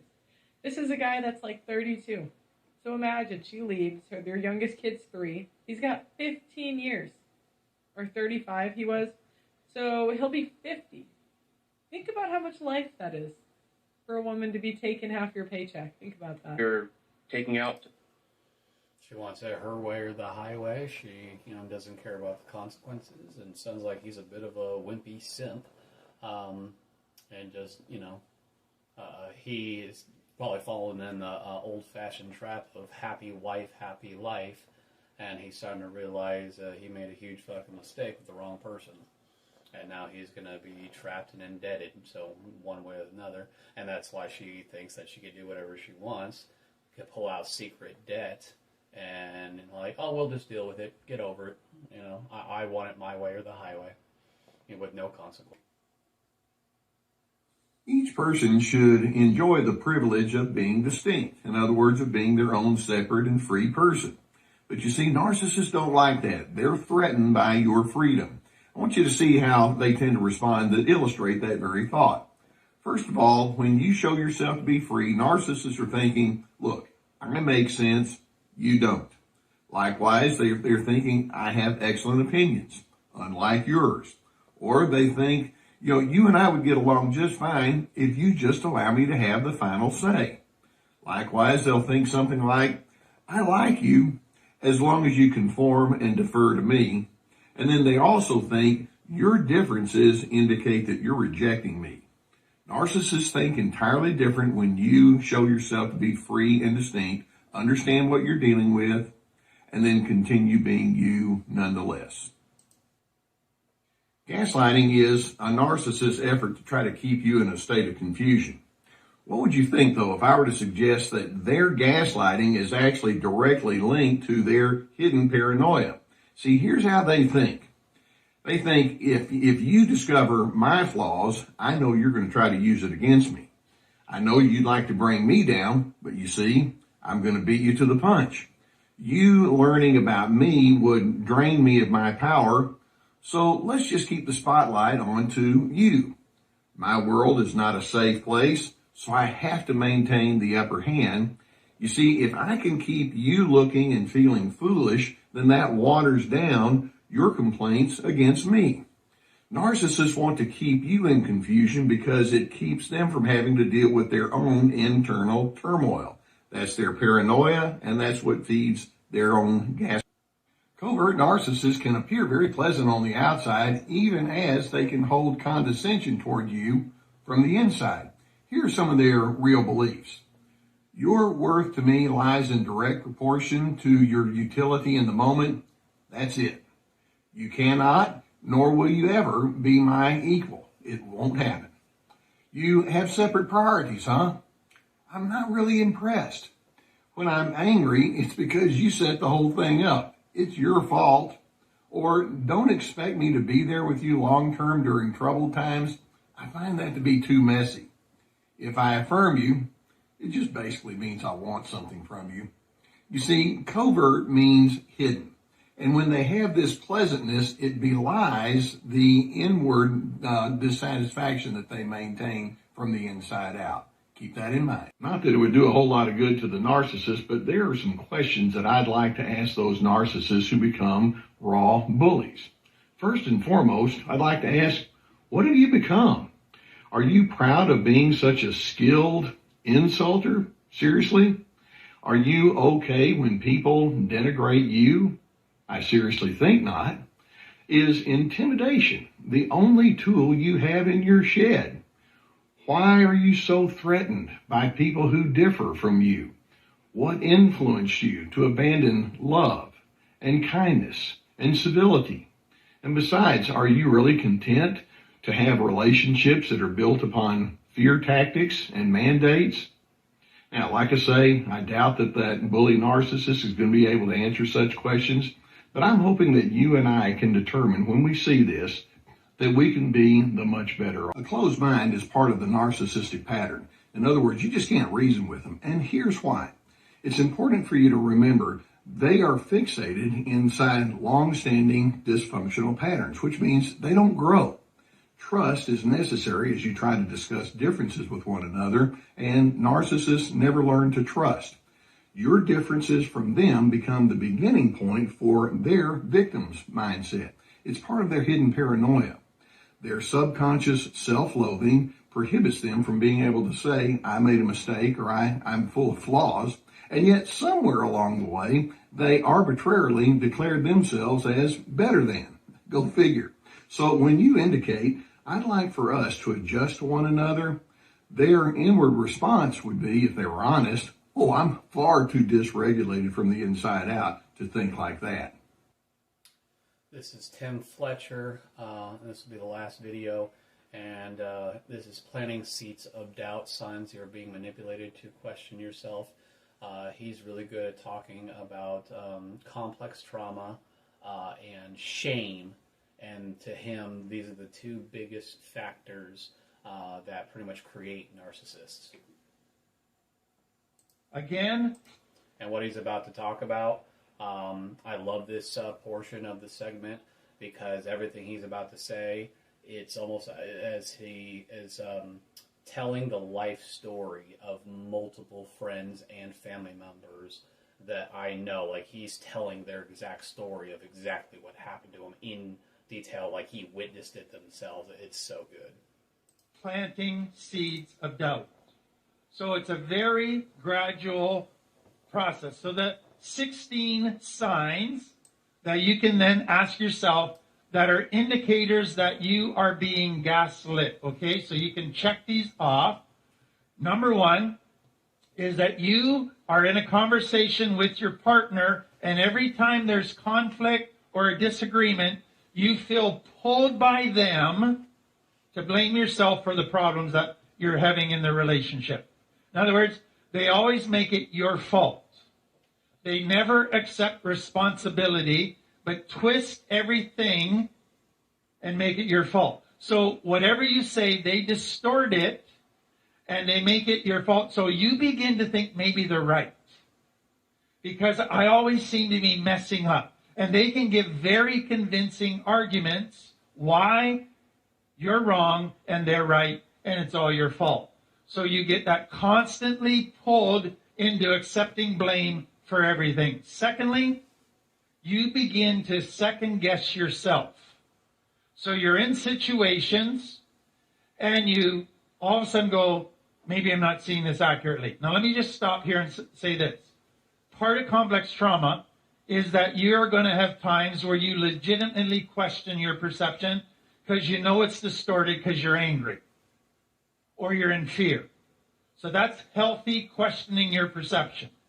What's happening in gaslighting is even when you're not in an emotionally escalated state, you start to question your perception. The times that you normally in the past would have been accurate in your perception, you now question and doubt yourself. So you are having less confidence in yourself. Thirdly, you begin to conclude that maybe they're right and I am too sensitive. Maybe they are right and I make too big a deal out of things. I just need to get over stuff. I let too much stuff bother me. Again, complex trauma, often we do overreact. Gaslighting, they make you question everything as an overreaction. And so it takes it one step further than just the natural consequences that come out of complex trauma. 3 or 4, you constantly apologize. So you are with a friend and you say something and then you go, oh, I'm sorry, I hope I didn't say the wrong thing, or sorry, I might have hurt your feelings, or sorry, and after a while they go, would you quit apologizing? Because you have been trained that you're always wrong, that there's nothing you do that is ever all right. There's always something wrong. So you say something wrong, you do something wrong, so you are trained to apologize all the time. Next one is you feel with that you can't do anything right. So this is when those subtle seeds and messages that have been happening for months from your partner are starting to take their toll. And now you are beginning to believe that maybe you can't do anything well. And maybe you can't do anything right. So you're starting now to look down on yourself even more than normal. You're starting to be harder on yourself than even normal. Next one is you feel very confused at times about what is the right decision. So should I get 1% milk or 2% milk? And you stand there second guessing yourself. And you're confused and you're afraid of making the wrong decision because you're going to get in trouble. And so the most basic decisions become more difficult to make because you're doubting your ability to make any decisions. Then you start lying to your partner to avoid his put downs.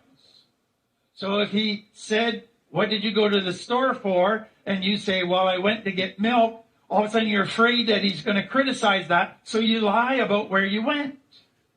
So that is now taking lying to a new level in the relationship because you're constantly in fear of being judged by them. And that is a very dangerous place. So you're constantly trying to avoid all of these criticisms that he's going to give you. Then, though, when you're with your friends, they probably saw a long time ago that he was a narcissist and that he was not treating you well. And they might even have seen some of the gaslighting, but you don't want to admit to them that they're right. So you lie to your friends about your partner because you're afraid to admit what you're in. And so you don't want them to even gang up more and say, get out of this. So you're lying and making excuses for your partner's behavior. And that enables your partner to continue gaslighting because you're now making excuses for him. But because people are concerned and people are asking, family and friends, you don't want to keep lying all the time. You don't want them to keep questioning you. So you start to withdraw from your supports. You start to pull away from the very people that you shouldn't be pulling away from. So your world gets smaller until basically the narcissist is the only person in your world. And that is what he wants. Because now, as you pull away from friends and family, they lose their power to influence you against him. And he gains even more power over you. And then you begin to really feel that you're not happy. And you go, why am I so depressed? Why am I so full of anxiety? Why am I so discontent and unhappy? And you're questioning your own inner world because you begin to realize that you're living in a negative emotional place. And that, up till now, has probably been somewhat in the subconscious. You've been unaware of what has been happening emotionally. But now there's so much negative emotions, it's starting to come into your conscious world.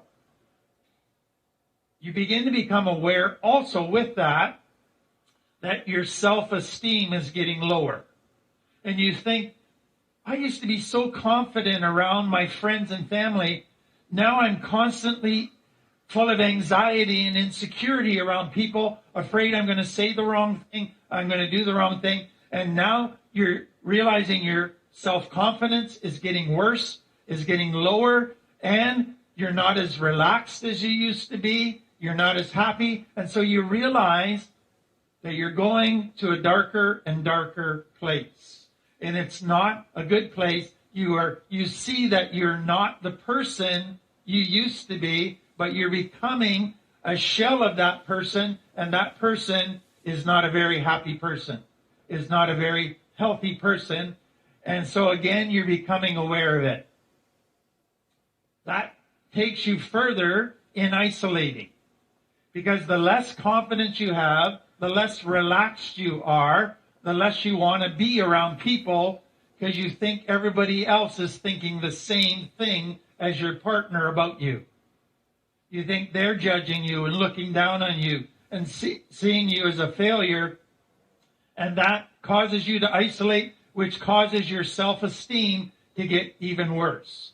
And then you don't think anybody would want a relationship with you, and you don't think anybody would ever give you unconditional love because you're such a loser, and that takes you even further into isolation. So what you can see is there's a snowballing effect beginning to happen as you go further and further down this road of being gaslit. So now you realize something's wrong. But because you've been so influenced by your partner in your thinking, and you've let your partner think for you, you can't figure out what's wrong. You can't say it's him because he's never said that. In your mind, it's all you, but you don't know what it is you've done. And so you enter this very confused stage of trying to diagnose why you're in such a dark place with no self-confidence, no self-worth, and you're just full of anxiety, and you can't figure it out. Then conflict just keeps increasing. And he is more or she is more on you all the time, more negative, more disrespectful, tearing you down, but nothing is ever resolved in the conflicts. Rather, you are always the problem and they always play the victim. I can't stand living with you. You don't do anything right. Poor me. Who would ever want to live with a person with me? Give me a crown for being such a wonderful person and putting up with you. And that just is what gets fed. His victim mentality, it's all my fault. And that takes it even worse. So the conflict is snowballing and increasing. Some people, as this progresses, their memory actually does become hazy. And what I would say is the explanation for that is what you can realize is gaslighting began in your subconscious world. Once the stress on your subconscious world got so great, it moved to your conscious world. But you weren't able to figure it out or resolve it. So what then happens is the stress keeps building and building in your conscious world with no solution. That begins to affect your memory. So when stress is too great for the brain, it can't keep track of everything. So your short-term memory begins to fail. And so now you do forget details, which gives proof to the gaslighter that you're going crazy. So now you're actually feeding into what he's been doing all along to say, you're losing your mind, you're the problem. So again, this is getting to a very dangerous place. And the final piece is you start to gaslight yourself. You don't need anybody else to gaslight you now. You start to question every perception, doubt every thought, doubt every feeling, and put it all in a negative framework. Now you're your own worst enemy. All right, so and everything he was saying is completely true. I've actually seen that exact event, mostly with female friends who have bullying, abusive partners, want it their way or the highway, don't want to be told no, anything they do is wrong, they can't do anything right. They hate nearly all their friends and family members that belong to like her. The guy does not like them. He has major insecurities. But he has to have it his way or the highway. I've had a few female friends even tell me like, my partner treats me like I'm a trophy wife, trophy girlfriend. I'm super important to them when we're showing off that I'm his woman arm candy. He cares way too much about his image, his reputation, and so we just boast his image and reputation. But as soon as we get home, I'm a nothing. I'm a nobody. I'm pretty much his obedient little bitch servant slave doormat. Especially it's even worse when those people have kids with those partners, and then they feel trapped, and especially if they don't have a job, not making much money or anything. And then I've even witnessed, a female friend of mine who left that person, separated, moved in with a step-grandmother for close to 4 months, tells me straight up, oh, my partner, I fell out of love with him about a year ago. That person's my life learning lesson love, not one true love. I don't want to marry them. I don't want to grow old with them. I don't want to have children with them. I'm terrified of getting pregnant again. Of course, it doesn't make any logical sense to me. Like, if you're not in love with him anymore, and you fell out of love with him several months ago, why would you be terrified of getting pregnant by him again? Because, why would you be under the same roof? Why would you be still sleeping with him? Well, he's the biological father of my children, and he's, a reliable paycheck. He makes 6 figures and makes good money. That's not a good enough reason to stay with him. But yet, then COVID-19 hit, and she ran away from where she was staying and ran right back to him, and been trapped ever since. And about over the next year and a half, she started losing 2 to 3 dozen friends and family members. She made the choice of it was either him and his paycheck and keeping the family together, even though the family's broken under a piece of shit roof, or it was choose everybody else, but no one else is willing to be her 1,000% safety net to fight her battles against him, deal with the issue for her. Because she's too much of a coward to do it herself, too afraid of everything, doesn't want to stand up and grow up, wants to act mentally, emotionally like she's 20 to 30 years younger than her actual physical age, a big kid trapped in a grown woman's body, but she wants someone else to fight her battles for her, and then also take on her children, and pay their way in life and provide for them, because that's what she's used to, that's what she's accustomed to. So everything, he was saying, everything that Pearl was saying, and all of it, it's pretty accurate. That's why I'm constantly watching podcasters like this, influencers like this, motivational speakers, life coaches, really like Sebastian Ings, Jordan Peterson, Dr. Romney, Tim Fletcher. They are masters in certain specific subject matter experts in certain fields, in certain areas of study. And so, even though I'm not in college, not always pulling out a novel and reading a book, maybe every now and then. And then, I watch other things. I watch like the 10 seasons of Alone, 3 seasons of Dual Survival, 3 seasons of, was it the Great Alaska Experiment or something like that, Ultimate Survival Alaska, other survival movies. I'm, watching some bushcraft stuff. The Caleb Hammer guy, financial audit. It's under YouTube under Caleb Hammer, but his show is Financial Audit. And then there's another guy who's French and does in Las Vegas, Roman Freurer. It's a weird French name. And he does finance action, similar to Caleb Hammer, but he shows a lot more dignity and respect and virtues and values, doesn't yell and scream at the guests and tell them they're idiots. But another good show I love that was before Caleb Hammer, but Caleb Hammer's the male version of the female Canadian financial guru from Till Debt Do Us Part, 9 seasons on YouTube, Gail Box Oxley. And she did it from I think 2008 to 2017 or something like that. And so great financial literacy advice videos of do's and don'ts and how to get yourself out of trouble, both financially and relationship wise, relationship rescues and all that kind of stuff. And then she did another 2-season TV series after that called Princess, where the S's at the end of the word princess are dollar signs. She did 2 seasons of that, mostly female princesses, but there were a couple male princesses.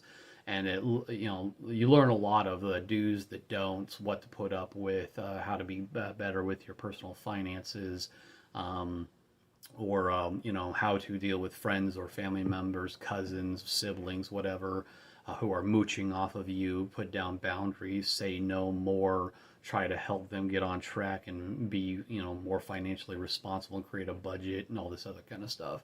So it's all these different shows. I don't know, even if it's Star Trek or it's MacGyver or something like that, how to problem solve. If you get in a situational scenario, maybe you're driving up in Canada, like Northern Territories, where there's not a whole lot of towns. So the nearest town is 50 miles away. You break down. What gear do you have? Or have you watched survival shows where you know enough and you have hopefully at least a knife or something and a lighter or a fire rod starter or whatever. And, so you have the 2 most important things, maybe some gloves or whatever, coat and basic stuff. You have to hike 50 miles, but then a storm comes through. You have to set up shelter. As long as knowledge is power, you already have the knowledge ahead of time, then you at least have some basic knowledge of the do's and the don'ts. So, keep studying, keep learning, just like Jordan Peterson said in that one little short clip at the beginning. What are you doing to constantly keep learning? And so even though I'm not in school, not taking college classes, and all this other kind of stuff, and I'm not in the military and reading regulations and policies and coming up with new supply policies and all that, I'm still learning. I'm watching things, I'm listening, I'm learning, I'm asking questions. I might even call up certain people, banking people, financial advisors, accountants, financial advisors, tax people, whatever, to ask financial questions. Credit bureaus. I've done that where certain times I thought my credit score was supposed to go up and it actually went down, and so I call up a credit bureau like Experian or whatever and find out, why did this happen? I need to understand so it doesn't happen again. So these are pretty much all the things that I do to keep growing, keep improving, keep learning, even though I'm not in a classroom school environment, but I keep asking questions.